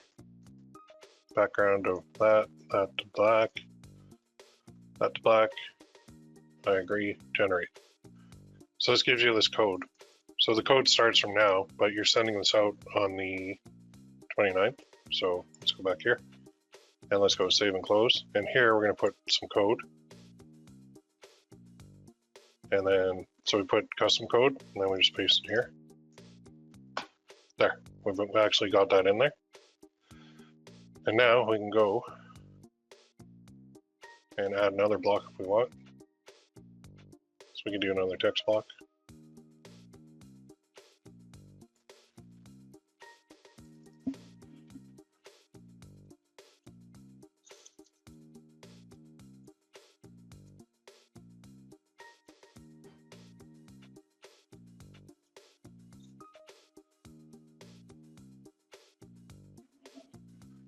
So we're creating massive amount of scarcity.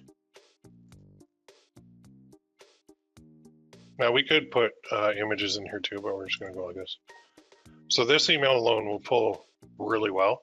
Continue, but you're like, okay, but how do I know when to send it? Like you said October 29th, but right here, schedule, select, 29th, send this at like 8:30, well, I'll do it at like 8 o'clock in the morning, and we schedule that.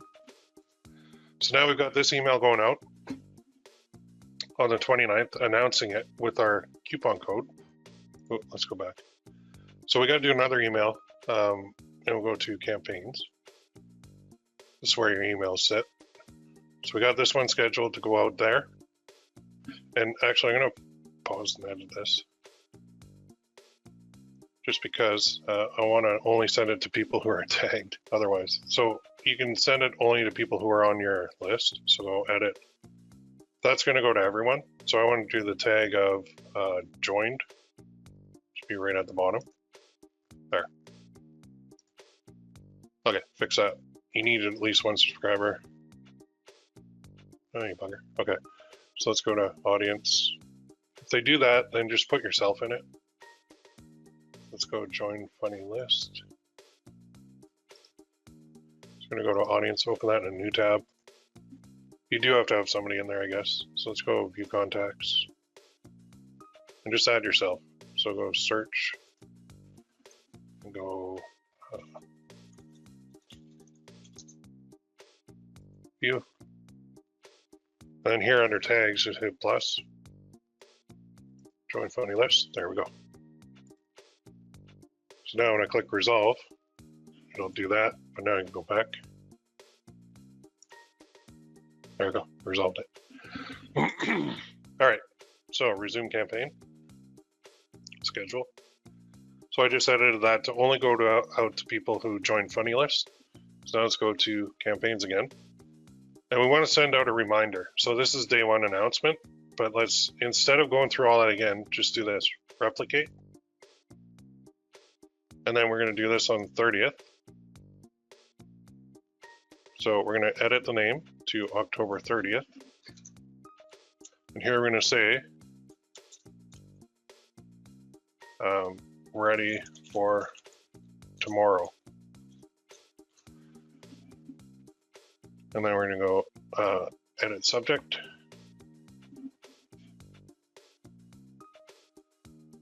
And we'll put subject ready for tomorrow. Save. And then we'll go edit design.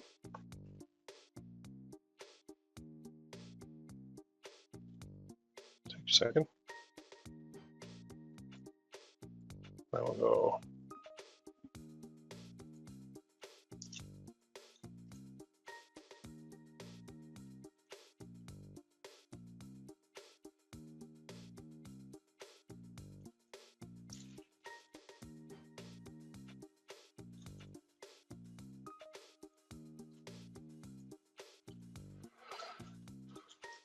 or bringing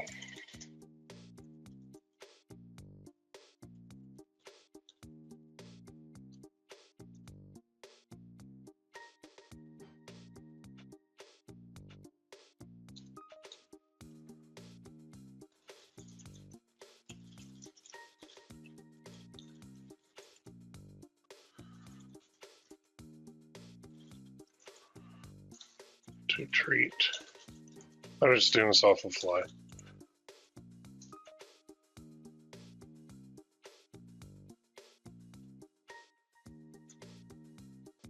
Around there, that.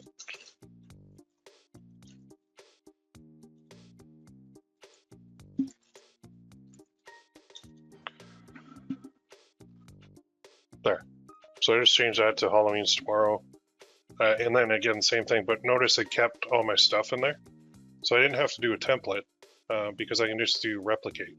Now under when, so that's all ready to go. Make sure you change your subject, schedule, and this time we'll do the 30th, and we'll set this one at like, I don't know, let's go 4:00 p.m. Done. Good. And somebody's saying, do we still have time to promote Halloween mugs from Gearbubble? Well, it doesn't have to be a holiday mug. It's the holiday event that we're taking advantage of to sell whatever's on our store. So it doesn't have, just because it's Halloween, doesn't mean we have to sell a Halloween mug, right? So yeah, that's a good point that you bring up. Don't get caught into that mindset where, okay, Valentine's Day, I have to sell a Valentine's Day product. Halloween, I have to sell a Halloween product. Christmas, I have to sell a Christmas product. That's not it. It's gifts. You're selling gifts. Or you're selling something funny that people will like. So no, it doesn't matter. That's why we're running the Halloween sale to get them a discount on products in our store, but the products in our store do not have to be Halloween related. Okay? So that's day 1 is this one, day 2 is this one. And then as you can see, day 3 is the last day. So let's go here. Replicate. And this time we're going to say October 31st.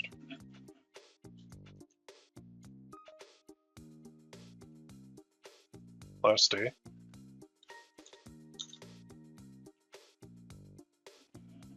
And then we'll go edit the subject.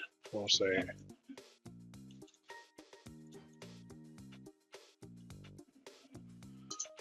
Happy Halloween. And then down here, we'll add the design.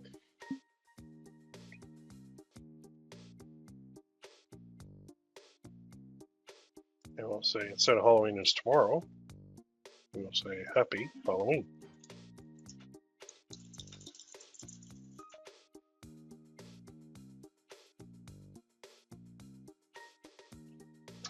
As a kid, this used to be my favorite holiday.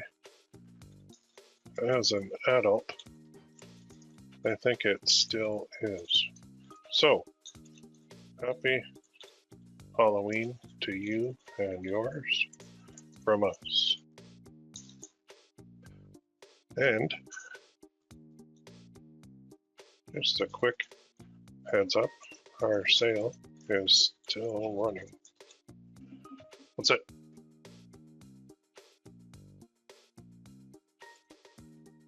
Continue. I will schedule this one for the 31st in the morning. So go about 8 o'clock. Schedule. And then we're going to do one last one. And this last email will actually get the bulk of your sales, to be honest. So we'll go replicate, because it's going to say like 4-hour warning, something like that.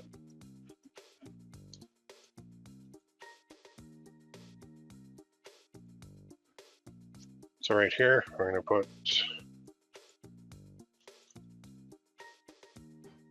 now you can change out the emoji too. We'll edit this.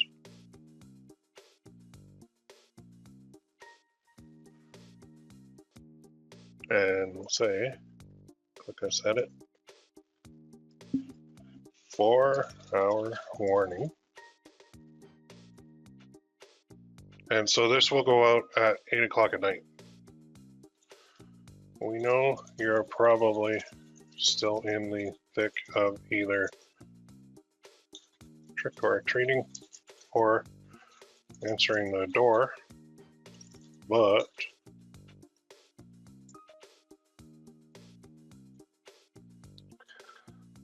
our Halloween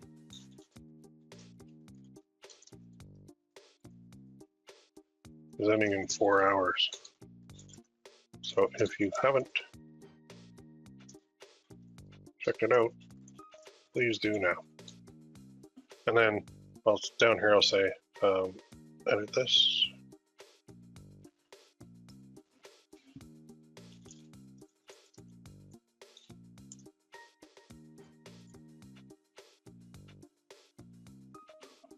That's it. Now I could do more here, but I mean, even these simple, short and sweet emails will work very well. And then I'm going to schedule this one to go out on the 31st. And I know that my coupon code and my timer are set for 12 o'clock a.m. November 1st. So I know if I send this at 8 p.m., then my title and my subject is going to actually make sense because it will be 4 hours. So what I've done is I just created my whole Halloween sale sequence, and it's now automated. So it's October 21st right now, but this doesn't start until the 29th, and my email software is going to handle it for me. So now when I want to do a Black Friday Cyber Monday sale, guess what I'm going to do? I'm going to do an announcement, I'm going to do a reminder, I'm going to do a heads up last day, and I'm going to do a 4-hour warning. So I can send out 4 emails again for Black Friday Cyber Monday to my list, offering maybe like some insane 60% off or something like that. So somebody's saying too that if you keep offering all these discounts, people are going to get pissed off because if they bought at 20% off, then you offered 40, they're going to be mad. And it's going to be like, maybe. I'm not saying that won't happen, but I'm also saying that, I'll just go back to this example. I see this all the time, 40 to 70, 40 to 70, 40 to 70. They got 40 to 70, 40 to 70. They had a lot of 30, they had 20. Just trying to find other ones. 50 to 70, 50 to 70. So they just keep changing their numbers. It's just like any store, right? Stores have sales, and if you miss the sale, you miss the discount, and that's 30% off. So that if I clicked this one and bought at 30% off, but then I went back through and saw, oh well, you know, 3 months ago they offered 70% off. I'm not going to say to the store, well, give me 70% off, because the store, big and tall here, can say, no, that's not our current sale. Our current sale is 30% off. So when you do run into that, just say, like, think of us like Walmart. Walmart runs sales, and just because they ran a 40% off sale for like 2 days back 6 months ago, it doesn't mean that applies forever going forward. It's like a limited time sale. So these are all limited time offers, and you can take advantage of them or you can't. So what I like to do, as you saw in my sequence, I'll offer 20% off a mug, and then the next one I won't offer anything off.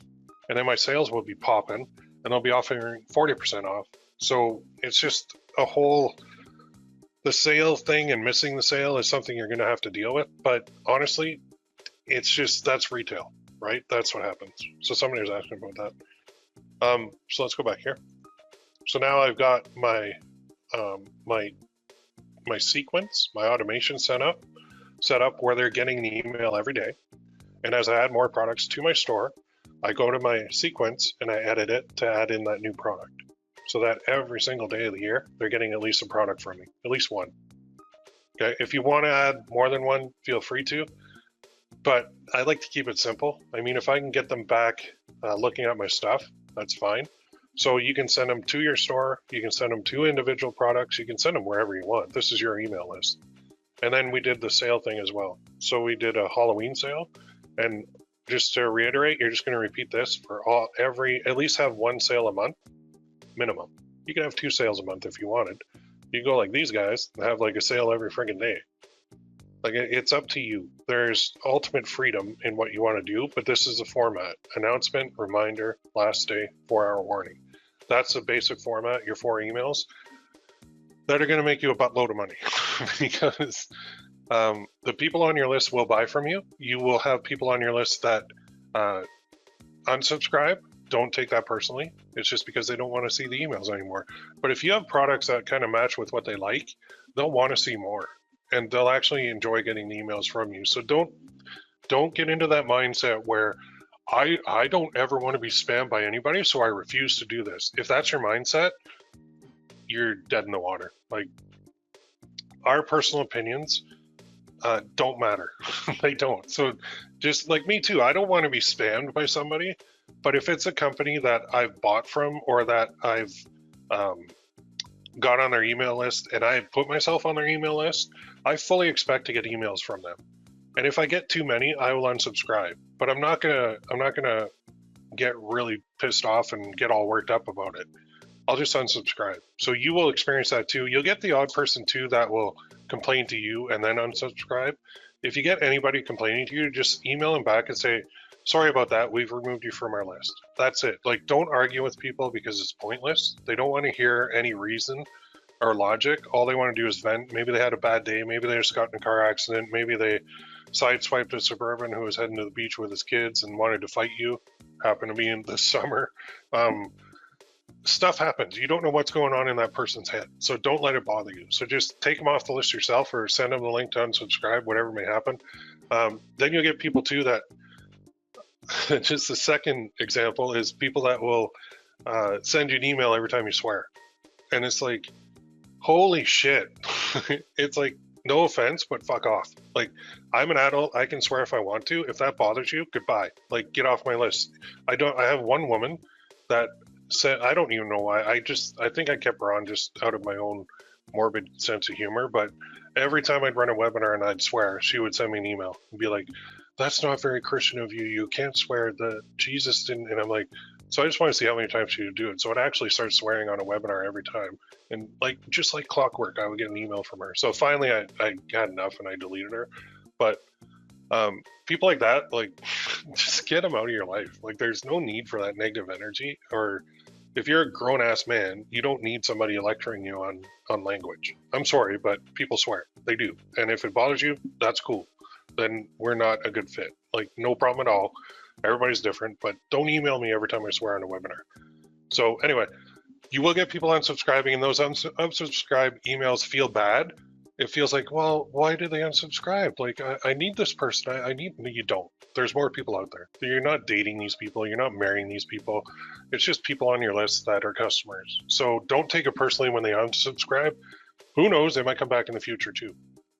All right. So you can see why I spent basically a whole hour just doing emails for you guys to walk you through the setup. Now, I've got a gigantic head start here, and that took me an hour, and that slowed me down because I had to walk through everything with you guys. But when you're doing this on your own, setting up your sequence is your priority, and then setting up all your holiday sales is secondary.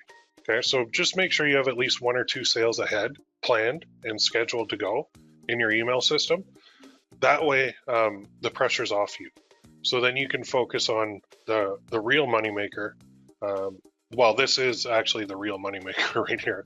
But the other key component of the real moneymaker, which is I have an automation sequence, which is awesome. I have sales planned, which is awesome. Now you need people to send it to. So that's the hardest part, really. This automation is easy. Anybody can do it. But getting people on your list is a hard part. And there's a couple different ways that I'm going to teach you to do it.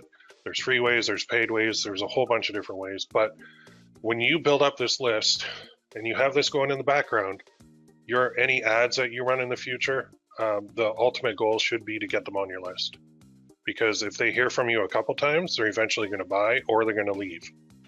But you're going to have a much more stable business, much more stable income, a much more stable life if you have an email list.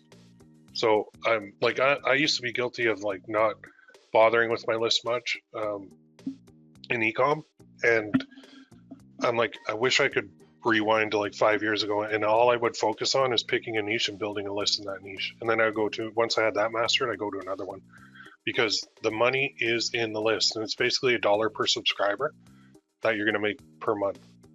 So if you have 10,000 subscribers, you're going to be pulling like 10,000 a month just from your email list if you set it up like I just taught you with the automation and with the sales. All right. Did you guys like that? Did you get a lot of value out of this one? We're not even done yet. We still got to fill this list, which is coming up next one. So give me one in the chat box if you're still alive. You guys are still there. Love it. Awesome. Good, good, good. Okay, and you guys going to implement this? Give me a one if you're going to fire this up. Everybody. Love it. I love it. And like, honestly, email lists, when you talk about email list building, people fall asleep because they don't see the power of it. And it's ultimately, it's just amazing. Especially for e-commerce, like you've seen, it doesn't matter. Your store doesn't matter. Your products do matter, but they don't matter. You know, the thing that matters is putting an offer to somebody every day. And if you do that with paid ads, it's direct response, it's impulse buys, it's a hard route to follow. But if you think about it, once you figure out the lifetime value of a customer on your email list, then you know how much you can pay to get somebody on the list. And the person who can spend the most to get somebody on the list is the person who's going to ultimately win the whole game. Okay, so I'm going to close with that. I'll upload the replay, and next week, let me find that funnel next one. This is number 3, getting people on your list. Okay, I'm going to show you a couple different ways. If you guys have any ways that have been working for you, post them in the forums. I'd love to hear from you too. I got a whole bunch of ideas and a whole bunch of ways that I do it, but I'm going to show you how. All right, so post that, and then we'll go to week 4, which is implementation. And then we got another challenge coming up. So lots to do. I think anybody that's been struggling, this is what you needed. This is it. This is going to help you. Okay, so I'm going to close with that. Everybody have a great day. Oh, hang on. So powerful. I was just confused as to how to get started with the setup. Oh, there you go. Good, good, good. Should we stick to one niche only with our store? Okay, so niche wise, just going back to quick review. Let's say you're like for me, I'm going to sell funny stuff. So my target is kind of, the demographics are pretty wide open for me. It's going to be people who are into like funny stuff. But let's say you wanted to sell necklaces or shine on message cards or Gearbubble message cards or whatever. Those are more like family gifts. So in that case, my store would probably be a gift shop. So it doesn't have to be family gift shop. It could just be gift shop. It could be like Fred's gift shop. That could be the name of your store. In that store, you could have message cards, you could have necklaces, you could have bracelets, you could have coffee mugs, you could have t-shirts, you could have candles, you could have tumblers, you could have any product you want in that niche. Okay, so then to look at it another way too, you could say, okay, well, I really like dogs. So I'm going to open up a dog store. And within my store, or maybe you want to go super niche and you say, I only want to do a black lab store. So for people who own black labs, and all my products are going to be related to black labs, you can do that. It's just your market's a lot smaller than dogs in general, right? So think of like PetSmart. We have that store here, or right in town. It's just down the road. I always buy the dog food there every like couple weeks, and they offer dog products, cat products, hamster products, birds, fish, snakes, reptiles, like everything is in that store, and everything you need for all those different kind of animals. So niche wise for your store, you don't have to go niche for the store. You could think of it like I have an animal store, and within my store, I have departments. So I have like a dog department, I have a cat department, I have a frog department, I have a hamster department. So you can put those within your store. So don't complicate this. Keep it simple is best, and broad markets are best. So with jewelry and that kind of thing, the gift stuff works well, whether it's funny or sentimental. That works awesome. So you could just open up a gift shop and name it whatever you want, right? That'll work very well. And even in that gift shop, if you're selling, say, message cards, you can have Halloween message cards, but you don't need them. You can have Christmas message cards, but you don't need them. You could have Valentine's Day or anniversary, that kind of thing. I mean, but you don't need them. You could just have message cards. Like So people who get on your list, maybe they're a wife, maybe they're a husband. We don't know, but we're going to be emailing so many different products with a huge variety that a couple of them are going to click with that person who's reading it, and some of them won't. So you can't have like the perfect niche and the perfect email list and the perfect everything. Don't worry about that. Just follow the framework. Keep it broad, I would say, to start, especially when you're building a list.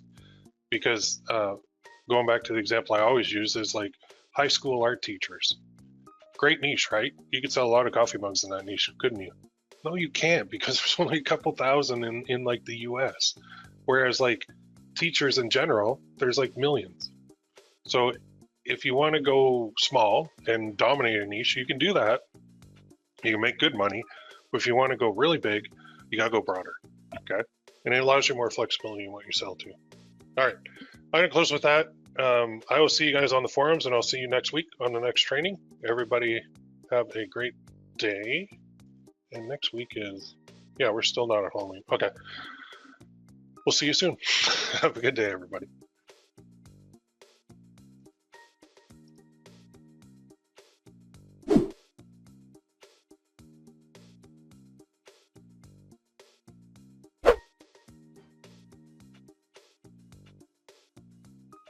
Hey, everybody. Welcome to the third live training session for the list building. This is going to be fun because you've got everything ready, and now we're actually going to get people on that list. So there's a whole bunch of different ways to do this. I'm going to show you my favorite right now. But just give me one if you can hear me and see my screen. I think I shared it right. You should see my Gearbubble dashboard. Everybody there? Everybody good? Everybody awake? Give me 111. Okay, good. And yeah, keep an eye. I'll keep an eye on that too, just in case the audio drops out. So what we've done, just to recap, we've created our store. We've got a bunch of products on it, and we've set up our list, and we've set up our auto sequence, and we've also set up our sales sequence. So now is the point where we've got all this awesome stuff in place. We're raring to go. So we got to get people on the list. So how can we do that? There's two different routes you can take. There's the free route, which I'll show you first, which is not my preference, to be honest, but I'll show you anyway. And then there is the paid route. The paid route is the one that I like the best. So before we set up any of this, I like to build my list with buyers. So I want people who bought my stuff on my list because I know they'll buy more. So if you go here, if you just Google like how to build a list, there's a million different ways. And one of the most popular ones is to give something away for free. That, to me, just leads to a whole bunch of people on your list that, you don't know if they're buyers or not. You don't know if they're interested. You might be attracting the wrong market. So you might be just attracting freebie seekers, which we don't want to do. We want to actually get people on our list that are good, that they're buyers, that they bought from us, that they know us. So I don't really want to do the free thing and then get them on my list. I want buyers on my list. Now, buyers can have a discount up front, right? That's no problem at all. But they got to be buyers. Like, that's the best way to do it. Like I said, there's 40 ways to build your list, 9 strategies, why it's so important, how to create it, 10-step guide. Like, Google has a ton of this, YouTube has a ton of this. So I'm going to show you the 2 main ways. So first things first, since we want buyers on our list, whether we go free or paid, we have to connect our account to the email program so that buyers get added to our list, right? So let's go to Gearbubble. It's under here, under settings, and then you'll see this. It'll say my profile, and I just went to leads right away because all my personal information is on my profile. It's gearbubble.com/leads when you're logged in. And you'll see there's 4 companies that you can connect to your Gearbubble account. And when somebody buys, they'll be added to this list. So I'm going to connect MailChimp. So you go to leads, go here, go like this, click this little side thing, and we need the API key. So to get that, you got to go to your MailChimp account. Just go to MailChimp, log in. Hopefully they don't ask me for that text verification thing. Well, they didn't. Okay, good. So now, down here on the bottom left, you go here and you go to account. And then, is it extras? Yeah, extras, API keys. And then in here, I'm gonna have to blur that out, but you want to create a client key. No, wait, where is it? Create a key right here. There we go. Create a key. There we go, just created that. Now I'm gonna take this, copy, go back to Gearbubble, paste, make connection. There we go. So now it's connected. So what that means is every time somebody buys something in this Gearbubble account, they'll be added to that list on MailChimp. Okay, it's that simple. So it's very cool. Now, like my list is kind of mixed up because I have all those, it's a dummy list, but in your account, when you add them to the main list, then you can have your trigger start when people are added to the main list for your sequence. So you can adjust that very easily. So we got it connected. Now let's get people on it. And since I want buyers on it, I kind of want to send them to my store. So if I go to my account and then go to stores, I kind of want to send them here, right? But I can't just send them here and have them like not do anything. I could send them to individual ones too. So I think for the free way, we got to send them to individual ones because I'll show you what's going to happen here. So save this one. The difference between your opinion and coffee is that I asked for coffee. So this is the free method. Go to your page and we got to create a discount code for it. Let's say here, discounts. I think we already have one. We have 40% off, but we're going to give a massive discount for this. So let's just do a random one. Or actually, we'll just do a random one. I'm going to do a massive, huge, incredibly insane discount. I'm going to make it expire. It doesn't really, well, let's go -4. So I don't want this discount code existing forever. Here, Eastern. So I am going to make it expire. Probably, I'd like to keep it simple. Just do it monthly. So we're at kind of the end of October. So I'll make this one expire on the 30th. And the reason I do that is the way we're going to market for free, we're going to kind of post, and then when they respond, we're going to respond and talk to them and then send them the code. So it's very simple, but I'll add that discount. That's 70% off expiring on the 30th. So on the 1st, I got to create another code and just edit my links. Okay, so let's go back here. Remember, in order to get that code to apply to this now, you go to your page and then put question mark, DID, discount ID equals, then I got to copy that one. Just copy the code. Copy. Paste. Now this whole thing, copy that. And I would put it into like, oh, okay, hang on. Gotta adjust that. What? Oh, 19, ah, crap. Forgot about that. So if I did a discount of 19.95, that's below. So I need 19.95 minus, let's see, 5.95, 14. So 14 divided by 19.95. That should fit. Oh well. Well, let's delete that. Do 60. I don't know why they wouldn't take that. I thought I was above, but apparently I wasn't. Let's create that code, discount. I've done 70 before, I don't get it. Okay, end of October. And let's put that to my time zone. There. Add that discount. Let's try this one. 60 should be fine.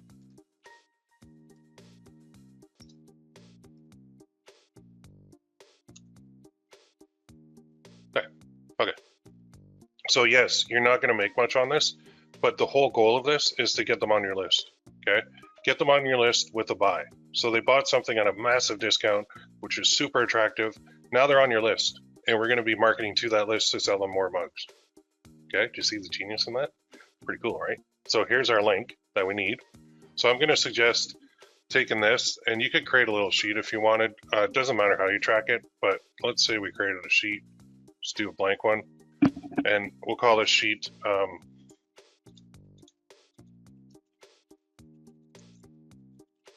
if you really wanted to track, so you could go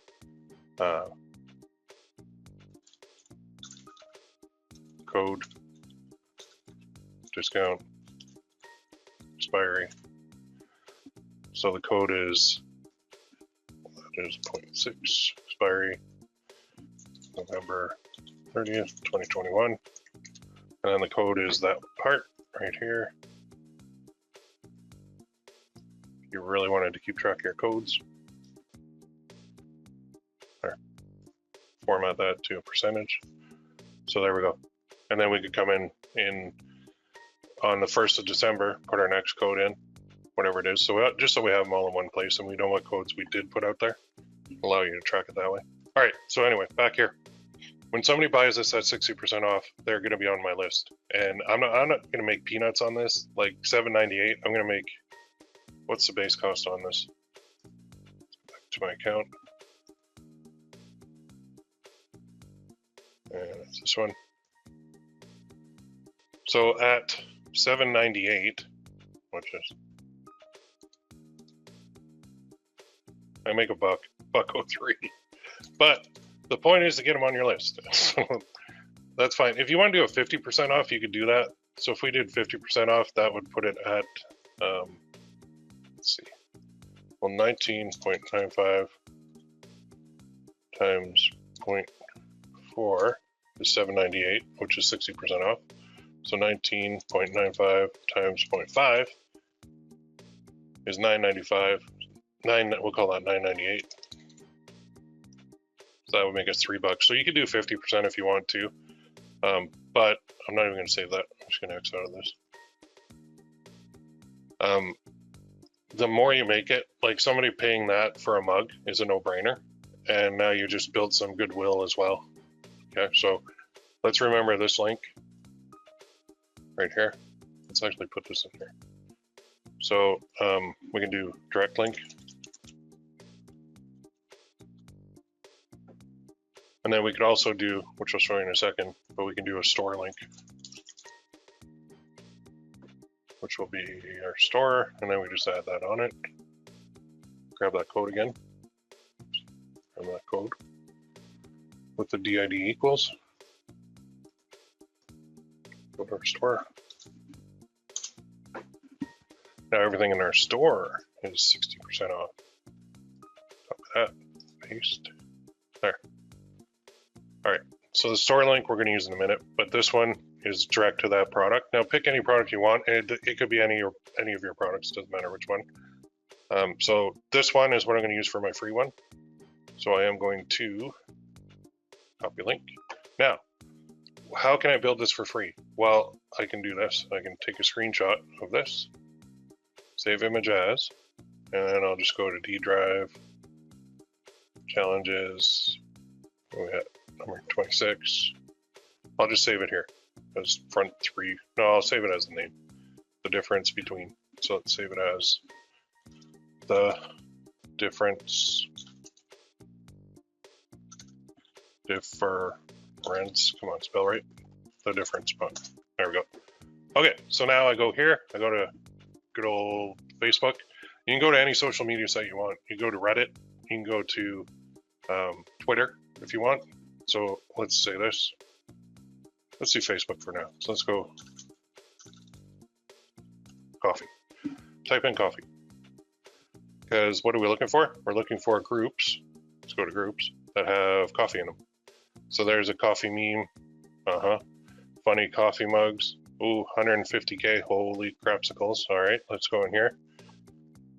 Nice, nice. Let's see what the rules are. Just coffee stuff. Anything other than coffee will be deleted. No sharing of vendor member posts. Be kind and courteous. No hate comments. No mean. No links to other groups and pages. No promotions. No hello, I'm new here. Don't post any. No selling of coffee mugs. Ooh, okay. Okay, well, that sucks. So we could join this, but we'll probably get booted if we tried to sell anything. There actually are groups out there that have this. Now, sidebar, You want to do stuff for free? Create a funny coffee group. These things are super popular. And it's super easy to populate these with a ton of content, like memes and all that stuff. It's coffee drinkers are very passionate. I'm a coffee drinker. I drink a lot, and I love some of these. They're funny. Some are really dumb, but I could create easily my own coffee group. I could post my own stuff in it, and I could even post links if I wanted on my own stuff. So if I have my own group, I can do that. If I don't have my own group, I got to join other ones. Look at this, 254K.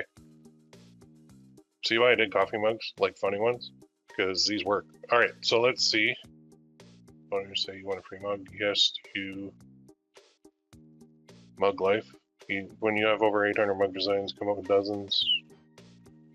All right, let's see the rules on this one. 254K, my God. You could make like a ton of money when you join this group. All right, submitting a request. What's your go-to coffee? Tim Hortons. Are you okay with cussing? Yep. Fuck yes. You're here with the rules. Okay, just coffee stuff. No politics. Post get deleted. It's okay. No selling. I sell coffee mugs and coffee shirts, and it's not polite to come into someone's group and think they've built over the years to sell stuff. No bueno. Crap.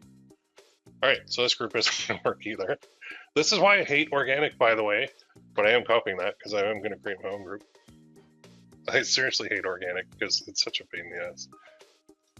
Let's go here. All right, I just copied his rules because I'm going to use them in my own group. So, route 2, back here, nothing. Back here, back to groups. I love coffee, 148K. The Coffee House, addicted to coffee, 39K. Coffee with Dan, don't know what that is. Funny coffee jokes, 116K. I don't have coffee to wake up. Okay, let's see this one. This is why organic blows, by the way, because you got to go through all this crap just to see what you can even do. And the rules, well, I guess I had to join it to see. Shared posts that violate our community standards. I'll stay away from that one because I don't want to get my account banned. Let's keep going. Coffee with a side of laughs. Oh, how lovely. Stop message when you get banned or muted. Okay, what are the rules? Post humor.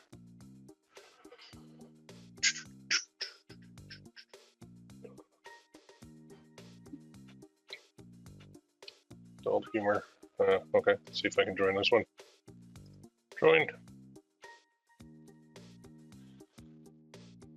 Do you love to laugh and drink coffee? Not while I'm drinking coffee, because that's kind of gross.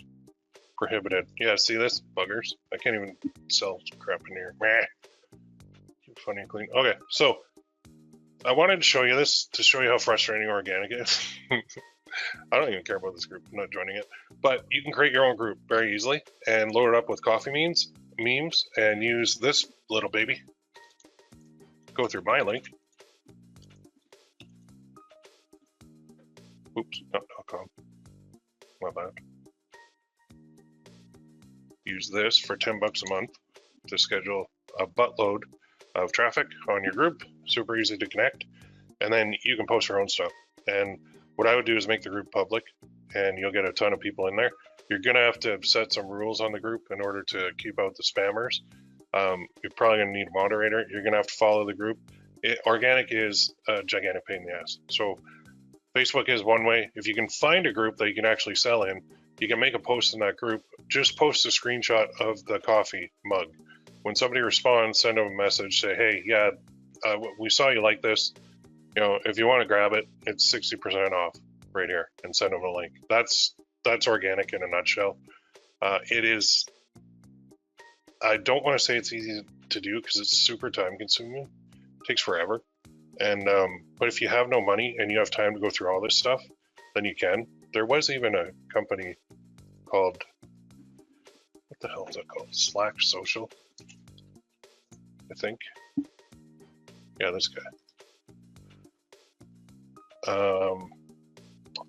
They can post on all these places like Facebook, Instagram, Twitter, LinkedIn, Telegram. That is Reddit. that is Tumblr. So they can post to these groups. So you create, select, and schedule, and it'll post to the groups for you. Kind of like this guy, but I like this guy better. Okay, they can post to groups here as well, but they have to be your groups. You have to own the stuff here. This one, I think you can actually post to other people's groups. You're basically spamming groups is what you're doing with organic, which is why I hate it, because I have groups and people try and spam them all the time. I'm showing you how you can do it for free, but I don't recommend doing it for free. So you know what? We've wasted enough time on free. So free is go here, try and find groups you can post your images on. When they respond, you just, when they make a comment, just go back and message them and say, hey, we have this for sale right now, 60% off, here's a link. Super annoying to do. I don't like it. I don't recommend it, but people will ask me for free stuff, so there you go. That's how you do free. And by the way, there's $10,000 courses out there for guru business coaches, and that's how they teach their guys to get new clients. So icky, yuck, gross, don't like it. I would rather option 2, which is for organic, is build your own group, and then you can post whatever the hell you want in it. So it's a lot better that way. I could show you how to build a group real quick. Do have time? I wonder if I can do this. Hang on. I think I can do this. Okay, let's make a group just for the hell of it.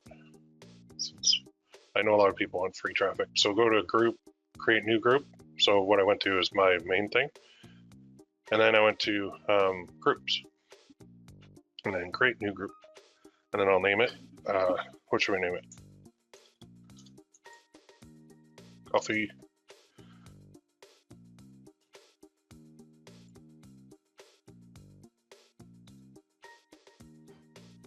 Let's go like this. I heart coffee. Probably already available or taken. I don't care. So public, I'm gonna do public. I'm not gonna do private, I'm gonna do public. Invite friends, optional. Create. That's how hard it is to create a group. I just created a group on Facebook. Super easy, right? So now, what I would do is I would change this cover to make it like coffee related, and I would just start posting stuff in here. So they say invite members, add a cover photo, add a description, create a post. Over here, you want to do your rules as well, which is under group settings, I believe.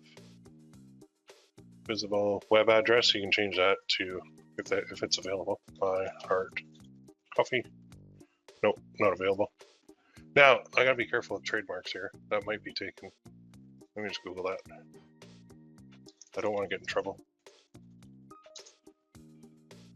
Anything? iHeartCoffee.ca. I drink coffee. I heart. Good. It's good when you don't see the domain here. So you could also search the trademark database. Trademark search. And so the US one is here. Search. Basic word search. And I heart coffee. Because the last thing you want to do is get some numpty complaining. Oh crap. Serial number, registration number, word mark, live. Oh boy. Alright, I better delete that one. John McClane. Oh my god, the guy from shit, Bruce Willis. What's that movie? What's that movie with John McClane? Die Hard. John McClane from Die Hard. Oh man. So apparently this guy owns it. So I am going to now go and delete that group before I get a little email from him saying, hey, that's my group. You can't do that. I own the copyright on a word. Which will happen. Anyway, I'm not going to do that group, but that's how easy it is to create one. You should probably check the trademark database first, just so that you don't build up some nice gigantic big group and then somebody comes that's mine, and then they try and take it away, which is super annoying. But anyway, yeah, you can build a group, load it with content, load it with posts from here. And so you go to either fptraffic.com or ppc-coach.com/fptraffic, super easy to use, tons of guides. I can help you on the forums if you get stuck with anything, because you actually find content and then you schedule it out. So you could schedule like a year's worth of content to post even like 3 times a day. And that with a public group will build it to a gigantic scale. And then you can go in and you can post all your mugs. You could add those into your schedule posts as well if you want.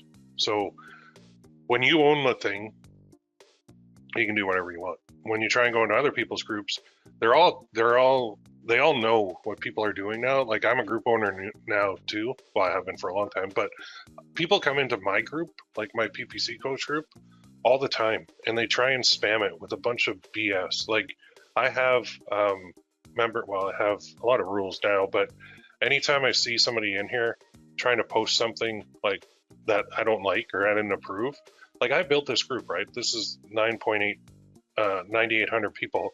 So I don't want people coming in here and like selling another coaching program or selling another course or selling another product when like I built this. Like this is mine. So go build your own, right? So under group settings, there's rules as well, which you can see here, and go down to who can join, who can approve, who's pre-approved. All this is in here. I'm not really doing a webinar on Facebook groups, but building your own is probably the best way to go for that. Okay, so go in there, post your stuff. If you can find a free group where they do allow you to post, then that's like a unicorn. Very difficult to find. When you do, don't tell anybody about it because it's not easy to find a group where they'll actually let you promote your own stuff. Okay. Yeah, Die Hard was a movie. Okay, so that's option 1. So organic, 2 options. Try and find groups and post in them. When they comment, send them a link. Option 2, build your own group. Use FP traffic to build up all the content and schedule it out. And then you will just organically gain people into the group. But owning your own group too has its own downfalls in that you're going to have to moderate a lot. You're going to have to block a lot of people. You're going to have to remove a lot of people. You get a ton of spam, especially when you have a public group. So some people say, well, just make it private. Well, yeah, you can do that. But then when you make it private, you just don't build it as big. So that a couple of those coffee groups we saw that were like over 100,000, either they had a brand or it's a public group. So that's the way people find them, just by searching into Facebook. All right, now my favorite way, since we're halfway through here, and I believe I can accomplish this fairly quickly. This is my favorite way. So I'm going to show you, we can use paid ads to advertise this stuff. And when we're running a paid ad on something on a deep discount, and we can just be honest with them, we can say 60% off for first-time buyers. So now where do I find buyers of coffee mugs? I could use Facebook ads, but I don't like them right now, mainly because my profile is still restricted and I'm under appeal. Number 1. Number 2, they suck. The tracking's broken, the algorithm's broken. I'm sure a lot of you are in a lot of other groups and a lot of other programs, and people are like, they're still stuck in that Facebook ad state of mind. And I'm just here to say they're dead. So until they fix it, I'm not going to teach it again. So where can we go? What's the second biggest one? Actually, still probably the biggest.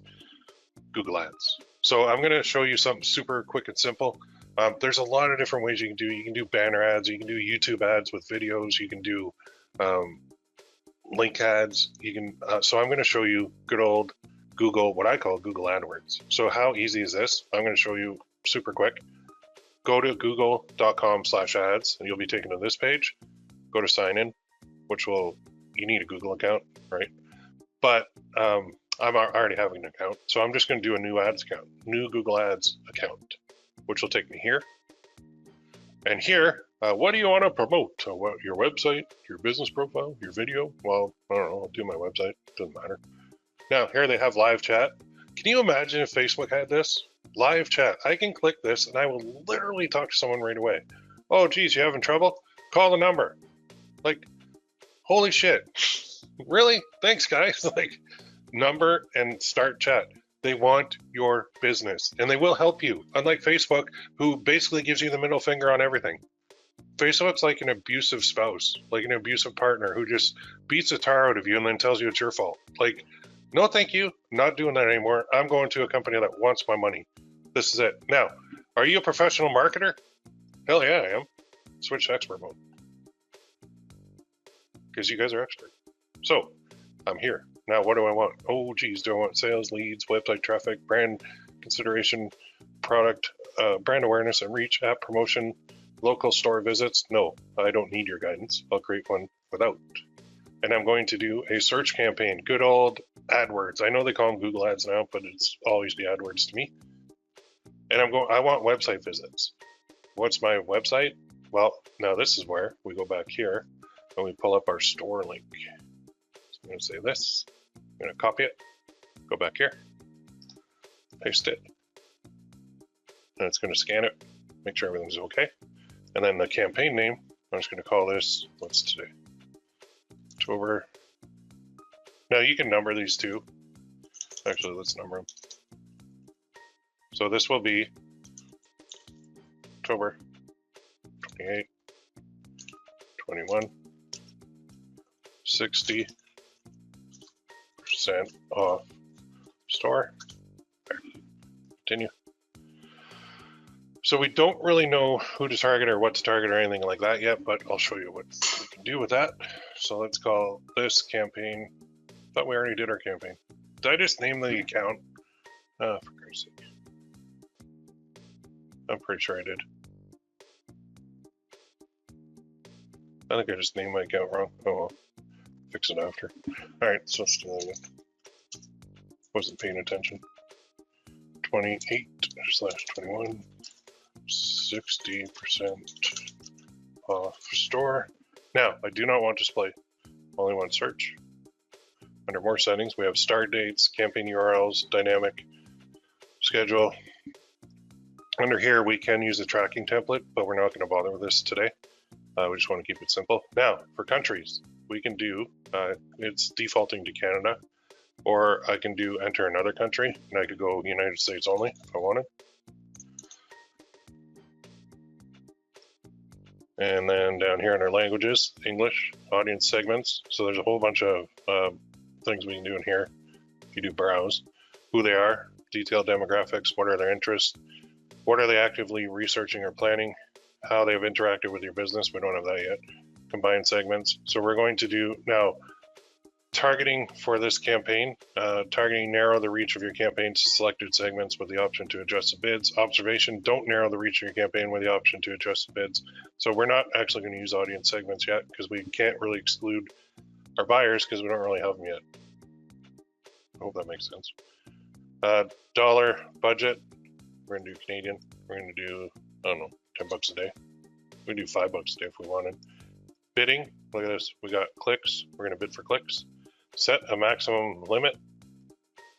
So we're going to pay a maximum of $1 per click. Show more settings here. There's conversions. We will set up one. Ad rotation will optimize the best. Site links, we should add these two, but it's just a matter of like you'd have to use the Gearbubble site links, which are down here. Oops. Like this. Contact us, about us, FAQ, terms. So we could go like that if we wanted. You don't need to, but you probably should. All right, and then save and continue. See if I get any errors. So far, so good. Now, ad group. Here's where we're going to name. Well, let's get our keywords first. So let's get keywords. Oops.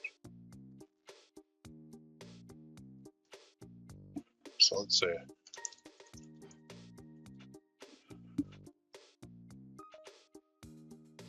There we go. Look at all these beautiful keywords. Funny mugs, funny cups, funny coffee mug, coffee cups, funny Father's Day mugs, funny dad, funny Christmas, funny guy, quirky. Now, all of these pretty much match what we're doing.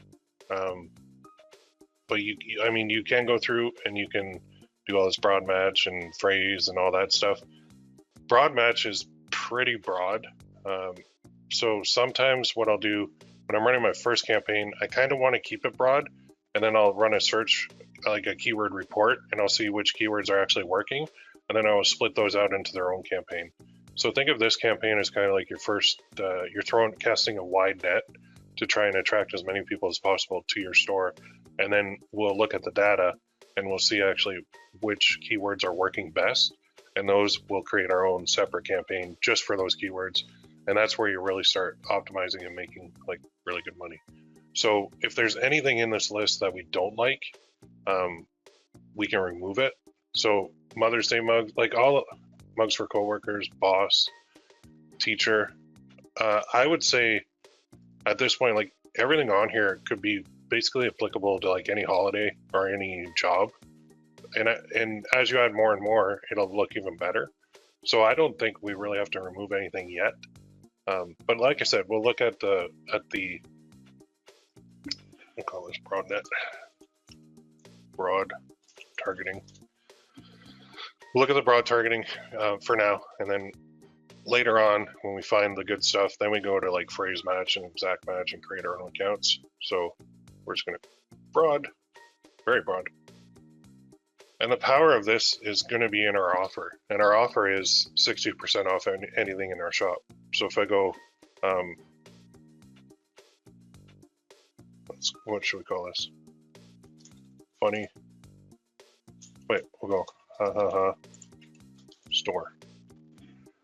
And then here, headlines, we've got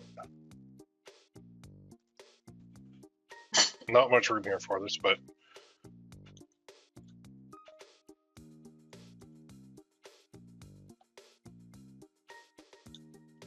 there we go, that fit. And headline 2.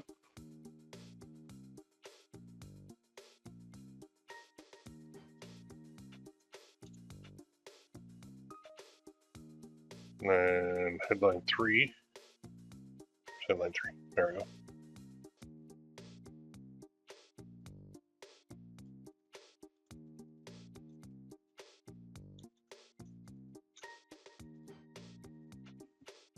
And then description.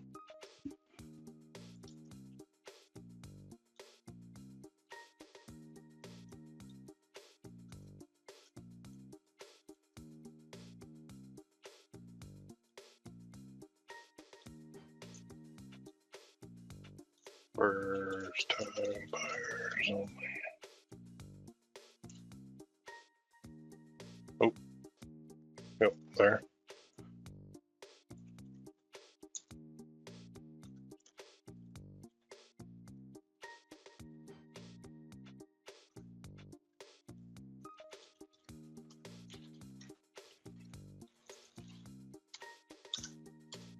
Right now. So what they're going to do, yeah, over here, see, they tell you more headlines. So we want to go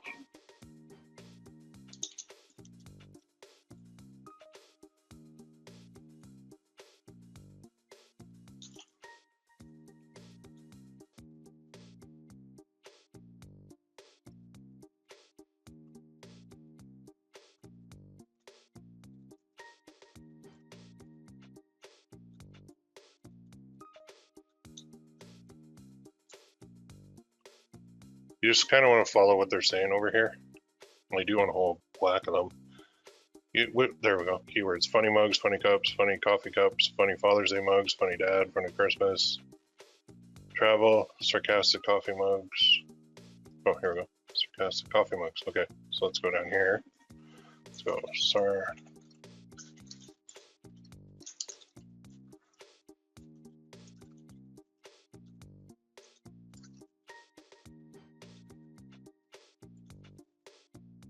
Go like that. Then we'll do one more.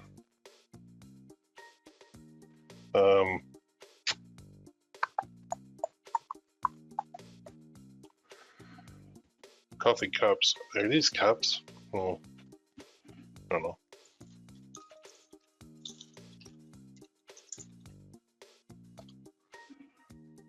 Funny mugs. Man, they really want a lot here, eh?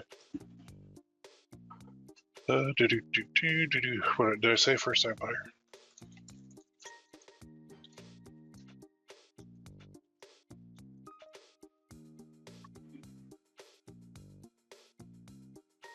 There, that checks. Include popular keywords in your headlines. Yeah. Make your headlines more unique. Yeah. I don't have to add URL options, but if I could do a tracking template, but I'm not going to. Done. So let's save and continue. Now this is what's called a responsive text ad. So they're actually going to mix and match all those headlines. They seem to like that better. Now I already have, I have everything in here, but you're going to have to add your billing when I hit submit. Oh, please select yes or no. Really? Yes, spam me, or no, don't. Okay, no, don't. Setting up billing, explore your campaign. So up here, you see how it's just a number on the account? Just one little tip. We can actually edit that. Go to tools and settings, and it's under somewhere in here, preferences. We can name our account. So right under account name, just name it something short and sweet. Store. Save. Now up here it'll change in a second. And then let's go tools and settings, conversions. We don't have any. So let's add one. So you go to website. And the big one we want to do is a purchase. So purchase, we know this for this account, we know that a purchase is they bought a mug. So we can use the same value or we can not use a value. Since the values are going to be totally different, I would just put in a generic one. Like on this particular campaign, the value is going to be like $1.03, but that's US. So, I mean, usually on that you make what, like $15 per mug sale? You can either put a value or don't. If you put a value, then you have some other bidding types you can use down the road. So maybe put a value. Now don't count every, just count one. I like to go out more than that. I'll go out 90 days. And then view through, I leave it at 1. Including conversions, I put yes. And last click. So create and continue. Now I'm going to get some code here. So I need to install the tag myself. And there's 2 pieces. This piece, copy that. Go to your Gearbubble account. And go to, there's a couple of places you can put this. For this particular, like if I have this Gearbubble account dedicated to that, then I could, well, no, let's do it this way. Go to settings on your mug, and every time you launch a mug, put this in here, tracking. Now here they have Google Pixel, which is old, so I don't like to put it in here. I like to put it down here on third party. Then you're going to put the first piece, and then you go back to your account, scroll down, grab the second piece of the code, and then we'll go back to Gearbubble and we'll paste that as well. So the 2 pieces of the code are your full tracking. Now every time you launch, update. Can you update? Oh yeah, you updated. Now every time you launch, put that code in there. So where can you save this code? Go here, just so you don't have to do this again. Every time you launch a mug now, and you want to track it, you need that code. So let's call this that, and we'll call this store Google. I call it AdWords, track conversion, pixel, code for mugs. There, now you know what it is. So every time you launch, these are your 2 sections. You put this code in there, all right? And that's going to help you track all your conversions. So now when you get a conversion back in your ad account, click next, done. This is in here, it's unverified because nobody's bought yet. But as soon as they buy, that'll be verified, and you'll have all conversions and conversion value. Since we put 15, everyone will be worth 15 bucks. But now go back to our account. If you look at the campaign itself, and we edit it, click settings and edit. So down here, under conversions, it's going to use the one you have. If you have multiple, which I don't, then you have to pick the one you want to use.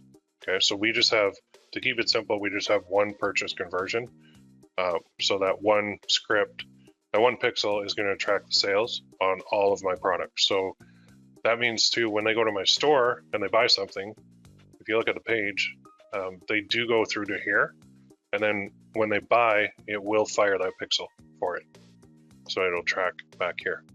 So the whole key to this is this little offer. When we offer somebody like 60% off their first order, that's going to stand out big time, like huge.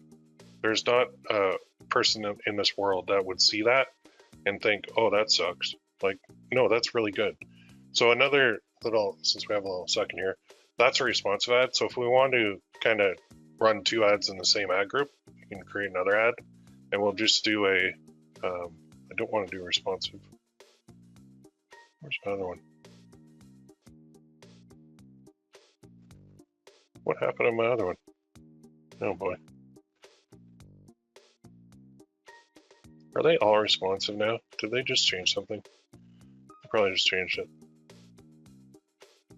Try something here. There's usually a way to switch back to a regular one.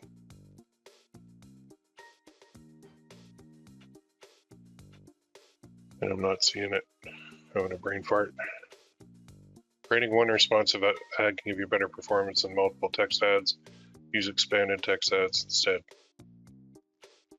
Oh dear. Using expanded text ads may result in fewer clicks and conversions than a responsive. You'll lose any changes you've already made starting June 30th, 2022. Oh dear. Well, I didn't notice that one. That's new. So anyway, expanded text ads are going away, and we'll only be able to do responsive. Damn. All right, well, cancel that. So I guess we're stuck with responsive. I mean, in a way, I trust Google more with their algorithm and running my running my ads, as long as I put in good headlines and good descriptions to get me good results.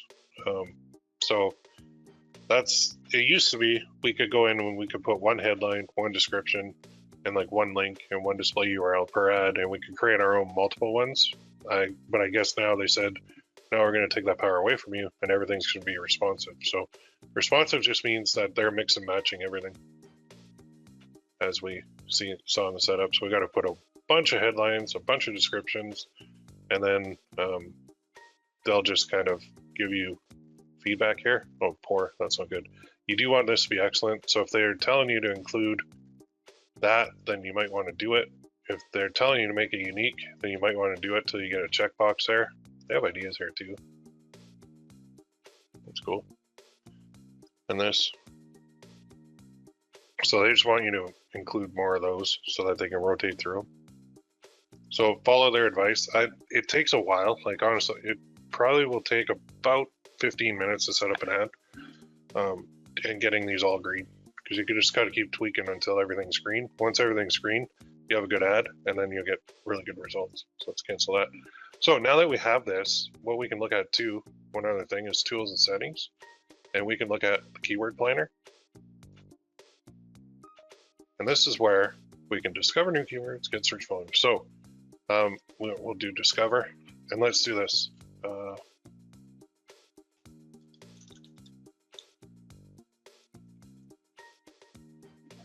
And change your country to US, otherwise you'll get lower search volume. I can do US and Canada. And then get results. So buy coffee mug. 100 to 1K, average monthly searches, competition's high. Top of page bid, 62 cents. Top of page bid on the high range, $3.54 for that term, buy coffee mug. Buy Starbucks cups, buy coffee mugs online. Starbucks cups online, buy mugs online, buy mugs, cheap mugs in bulk. So that's probably somebody looking to do their own printing. Best Buy Ember mug, don't know what that is. So there, you can use this to kind of build out to a negative keyword list, which I am actually going to do. So what I want to do when I'm searching for that is go to tools and settings again. And let's go to here under shared library and open up negative keyword list in a new tab. I'm going to show you something that's going to save you money right from the get-go, especially with broad match. So eventually you'll have a bunch of keywords you do not want your ad showing for, but I'll tell you right here how we can utilize this across our account by creating kind of master negative keyword lists. So a negative keyword list just means you're telling them that you do not want your ad to show when that keyword is typed in. So I'm going to create plus. And now this list name is going to be coffee mug negatives, whatever you want to do. Now here's what I do. So I'm looking on left and I'm going, okay, if somebody's typing buy Starbucks cups, I don't want Starbucks in here. Because they're looking for Starbucks specific and they don't want me. And they're not going to buy my funny mug. So Best Buy Amber mug, I don't want it to show. Because that's what they're looking for. They're not looking for me.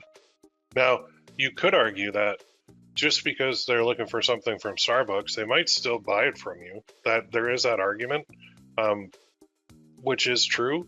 But I mean, we're kind of skipping ahead before we have data. But just looking through this, just see anything like buy espresso mugs. Well, those are little, so we don't want espresso because they're too small.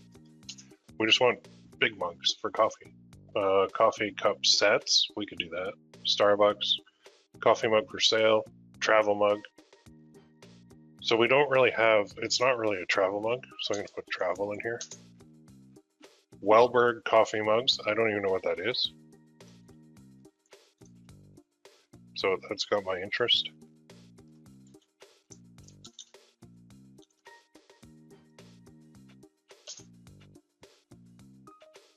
Wellberg.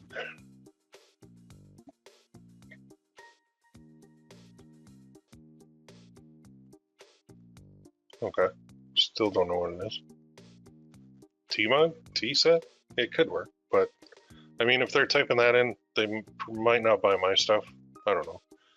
You don't know until you have the data, but we don't really have data, so JCPL cup set. Well, that's very specific. That's what they're looking to buy. So I'm going to cut that out. Just the basic rule is anything super specific, like buy Yeti mug, they're not going to buy one of mine if they're looking for a Yeti. Trio coffee mugs. Don't know what that is, but looks like a brand name.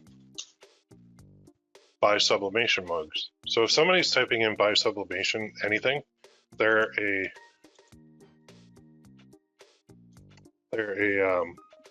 either a print shop or they're sending stuff into Amazon FBA. So I don't want my ad to show for them because number one, they're my competition. They might click through to my store and they might buy something from my store that, you know, are copying me. So especially on Amazon, worst place in the world for pirates. Heater mug. Yeah, I don't have a heater mug. Nestle coffee cup price. Well, maybe. JCPL mugs again. Don't know what that is, but let's go see if we can find it. Must be a brand name. People are typing it. Claycraft India. Okay. So we don't want that. Again, Amber mug, Starbucks. Best Buy Amber travel mug. Cheap travel mugs in bulk. Not many searches there, not really. Well, that word is, but let's plug that in there too. And then we'll just save that. So we've got our coffee mug negatives. So now what we can do is apply to campaigns. And then we'll just pick our campaign and we'll apply it. So now that campaign, if we go back, expand this again. Go back here. Well, let's actually go, yeah, let's just hit X. Go back, go to the campaign. So if you start at all campaigns, then you go to keywords. Now we can see negative, and we can see that's applied to it. So all of those keywords in that list, if I click it, you'll see all my keywords that are negative, which means if somebody's typing in these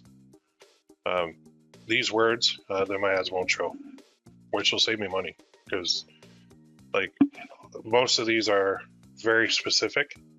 And yes, they do like coffee and they might buy a mug, but chances are they're so specific that they're looking for something to buy right away that is that product, like a Yeti or the Wellberg, whatever it was called, mugs. So negative keywords are something you have to do. And when I say like, well, let's see what people are using and what people are buying, and then let's split out campaigns later into that. This is what I'm talking about right here. Search terms. Search terms. Wait, search keywords. Yeah. So search keywords are your keywords and then the stats on each individual one. So within here is kind of how we can manage this campaign. So if I see that funny office mugs, I can select it. If it's spending a lot, but it's not getting any sales, then I can turn it off. See this little drop down? I can pause it so that it doesn't get any more traffic. Okay, now these particular columns are good, but they're not the best because I do want to see the conversions. So when on any screens here, there's always this columns, and you can modify your columns. So if you're looking for, okay, I want conversions. So I want to see the conversion and the cost per conversion on each one. So it'll drop down to the bottom here. So now I can move this to the top. And I can say, okay, clicks, impressions, CTR, conversion, cost per conversion. Then I can apply that. Now within here, I've got better data. So there's my conversion column. So this is going to be my key metric. So my conversion and my cost per conversion. If my conversion is 1 and my cost per conversion is 100, it's a dud because I need my cost per conversion to be under like $15 because that's what I make on a $19.95 mug at $4.95 base cost, then that's $15 left over. So anything under 15 will be a keeper, right? So you will have some keywords that spend a lot of money and they just don't get sales. So I basically go in every day in the morning and I look at this screen and I start seeing, okay, what's good, what's bad, what needs to be paused, and what needs to be moved to its own campaign. So when it needs to be moved to its own campaign, I repeat the process I just showed you, except under keywords, I just put 1 and it's the winner from here. And that's how you can really optimize and get a much better return from your ads. So, I mean, we've got a pretty kick-ass offer here, which I think is going to do very well. The other things you can look at here is devices. So right now it's going to show on computers, phones, and tablets, which is fine. But let's say we know that tablets don't work as well. Well, we can edit that and we can actually decrease the bid by like, say, 50% on tablets. So we could even say, well, I know computers convert the best, but I know people are on their phones a lot. It's just because there's so much traffic on their phones, I do want to kind of decrease that to try and force the bulk of my clicks to come from computers. So you could even decrease any one of these categories by 100% and split it out to an only like desktop computer campaign if you wanted. And your ROI will be the highest, but it's hard to scale because a lot of people are on their phone versus on computers. Okay, now, what was the other thing? Locations. Now we're just running US, but if you were to run this like global, then this is kind of a deceptive page because when you first look at it, you think, hey, there's US, there's all my numbers. They're not showing the conversions again. So again, click columns and go to conversion, go here and here. I don't know. It's like they want to hide this or something. Move it up. But you always want to see your conversions and your cost per conversion. Those are pretty much your 2 most important metrics. Now under here is match locations for the campaign. This is where you'll see, especially on global campaigns, where the ads are actually showing. Okay. Oh, I'm sorry. Somebody knocked on my door. Still got a dog going nuts. Delivery, I think. Anyway. Yeah, UPS. Got some. All right. Where was I here? Oh yeah, and then ads and extensions as well. Now, because we didn't do multiple versions of ads, we just did 1. But when you have multiple coming, you can actually start pausing the ads that aren't working as well. So same keywords we did locations. Oh, ad scheduling too. So within here, you can actually start to see day and hour. You can see the day and the hour when things are working best. And then based on that data, you can create another campaign to only run like maybe during the evening, and then another only to run during the morning, and then maybe one to run midday, and you can compare them on their performance. So there's so many different variations of campaigns that you can run with Google Ads. And where this stuff is going to show is, I'll show you. So go to Google.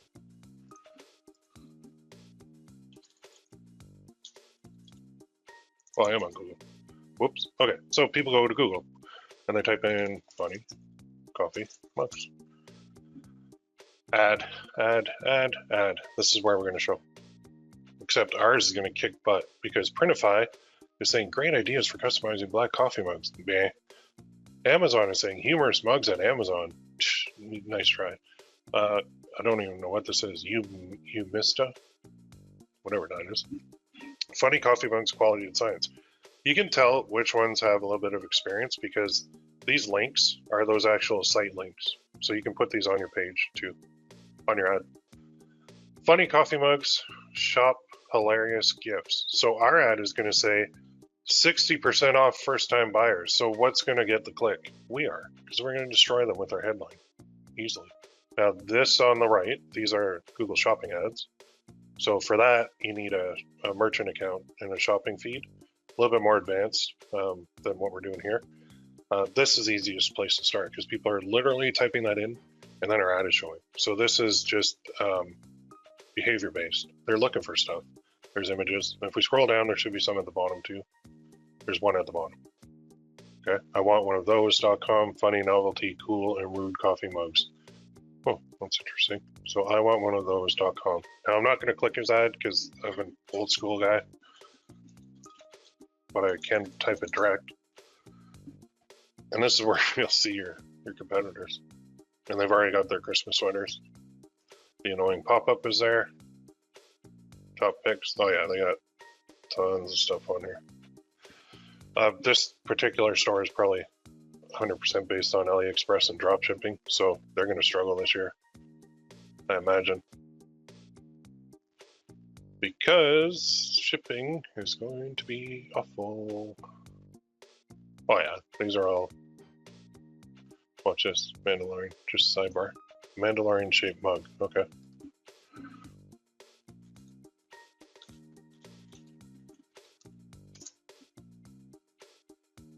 Mandalorian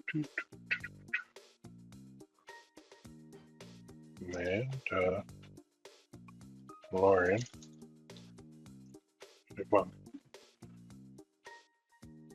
Oh, it's not on here, unless I typed it wrong.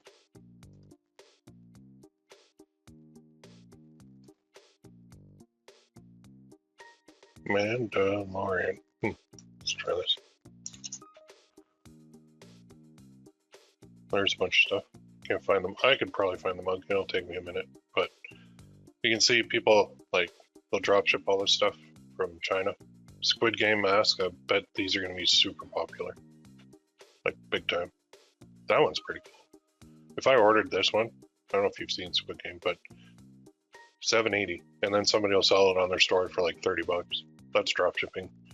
But if I ordered this today, it would probably take like 3, 4, 5 months, 6 months for me to get it.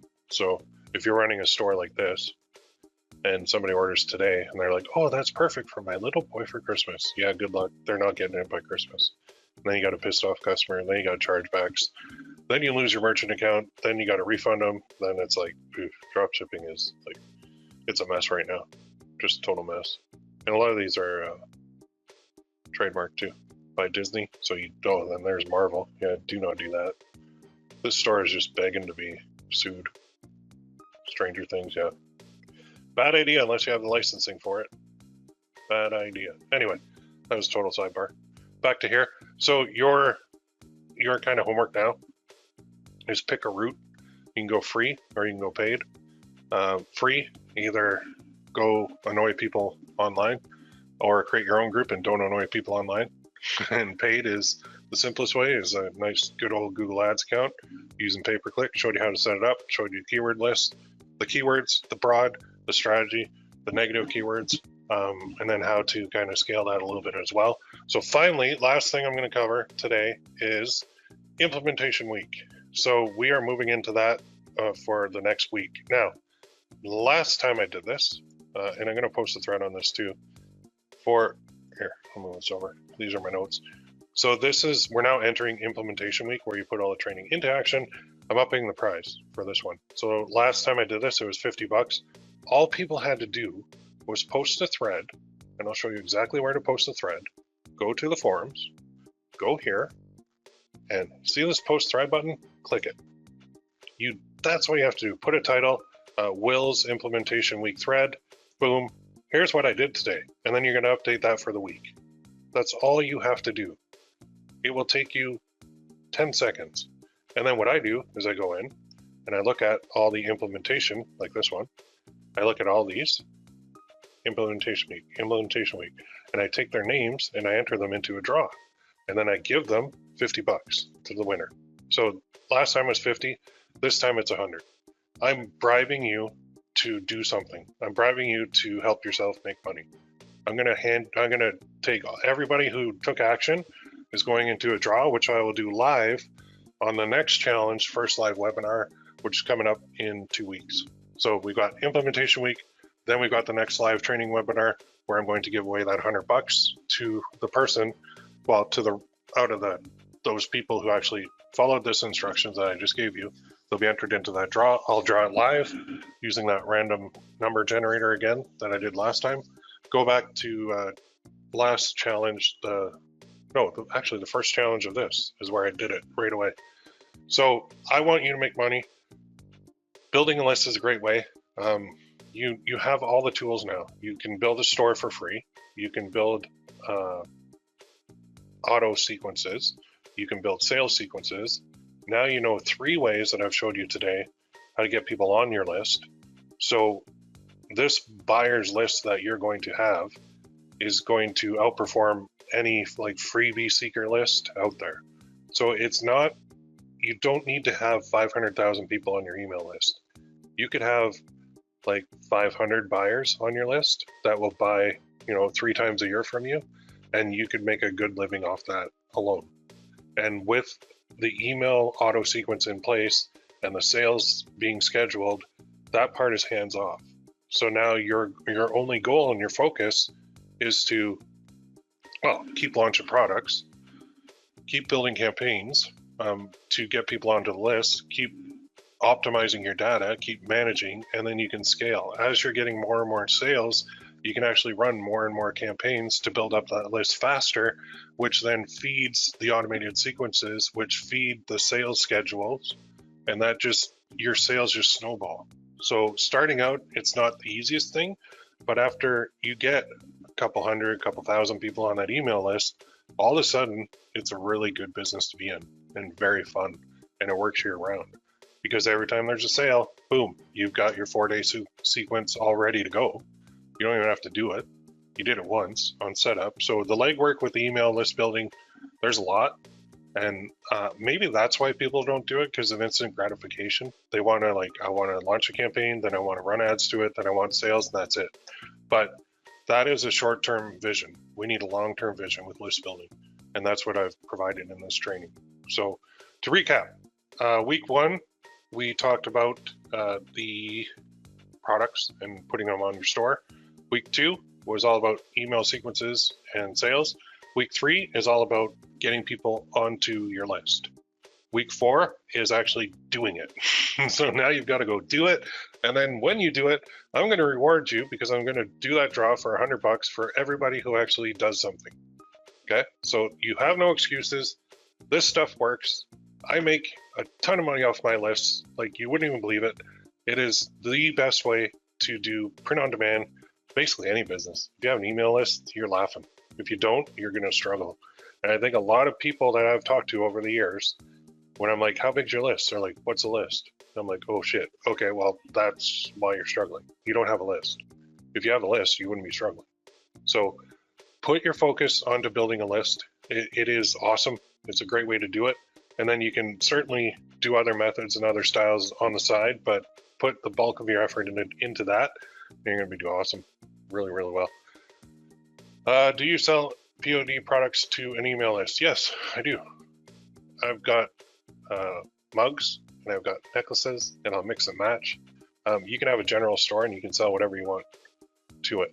But yes, POD products, that's what we're doing. Print on demand. Absolutely, 100%. All right, I went a little bit over time. I apologize for that. But question here. Yeah, right on. I don't have to work Saturday. I've got the AM schedule for implementation. Cool. Looking forward to applying this knowledge to the Christmas bootcamp. Yeah, See that combo, that 1-2 punch? Holy cow! Like power right there. List building plus that. Yep, you'll be laughing. All right, I'm gonna close with that. I'm gonna see what the UPS driver dropped off. So your homework: build your list and go to the forums. Go here and start your implementation thread. I want to see like 50 in here. I don't want to see just 10. Although the 10 people who do it, you guys rock. But where's everybody else? What are you guys doing? You sleeping? Come on, let's wake up. Let's do this. Like, I'll kick you in the butt and I'll reward you to make money for yourself. Let's go. Let's do it. I'm pumped. If you have any questions, go to the forums, let me know. And otherwise, we do have another challenge coming up, and that will be a Christmas challenge. Well, I don't want to announce it yet because I actually haven't decided. There's like 4 different options I'm looking at for you guys. So if you have any requests too for a challenge ever, just post it. Just say, hey, can you run one on this? And I'll be like, that might be an idea. Because I have a lot of ideas. Like I almost have too many ideas. So anyway, I'm going to close with that. You guys have a great rest of your week and weekend, and we will talk to you soon. And stay tuned for the next challenge. Have a great day.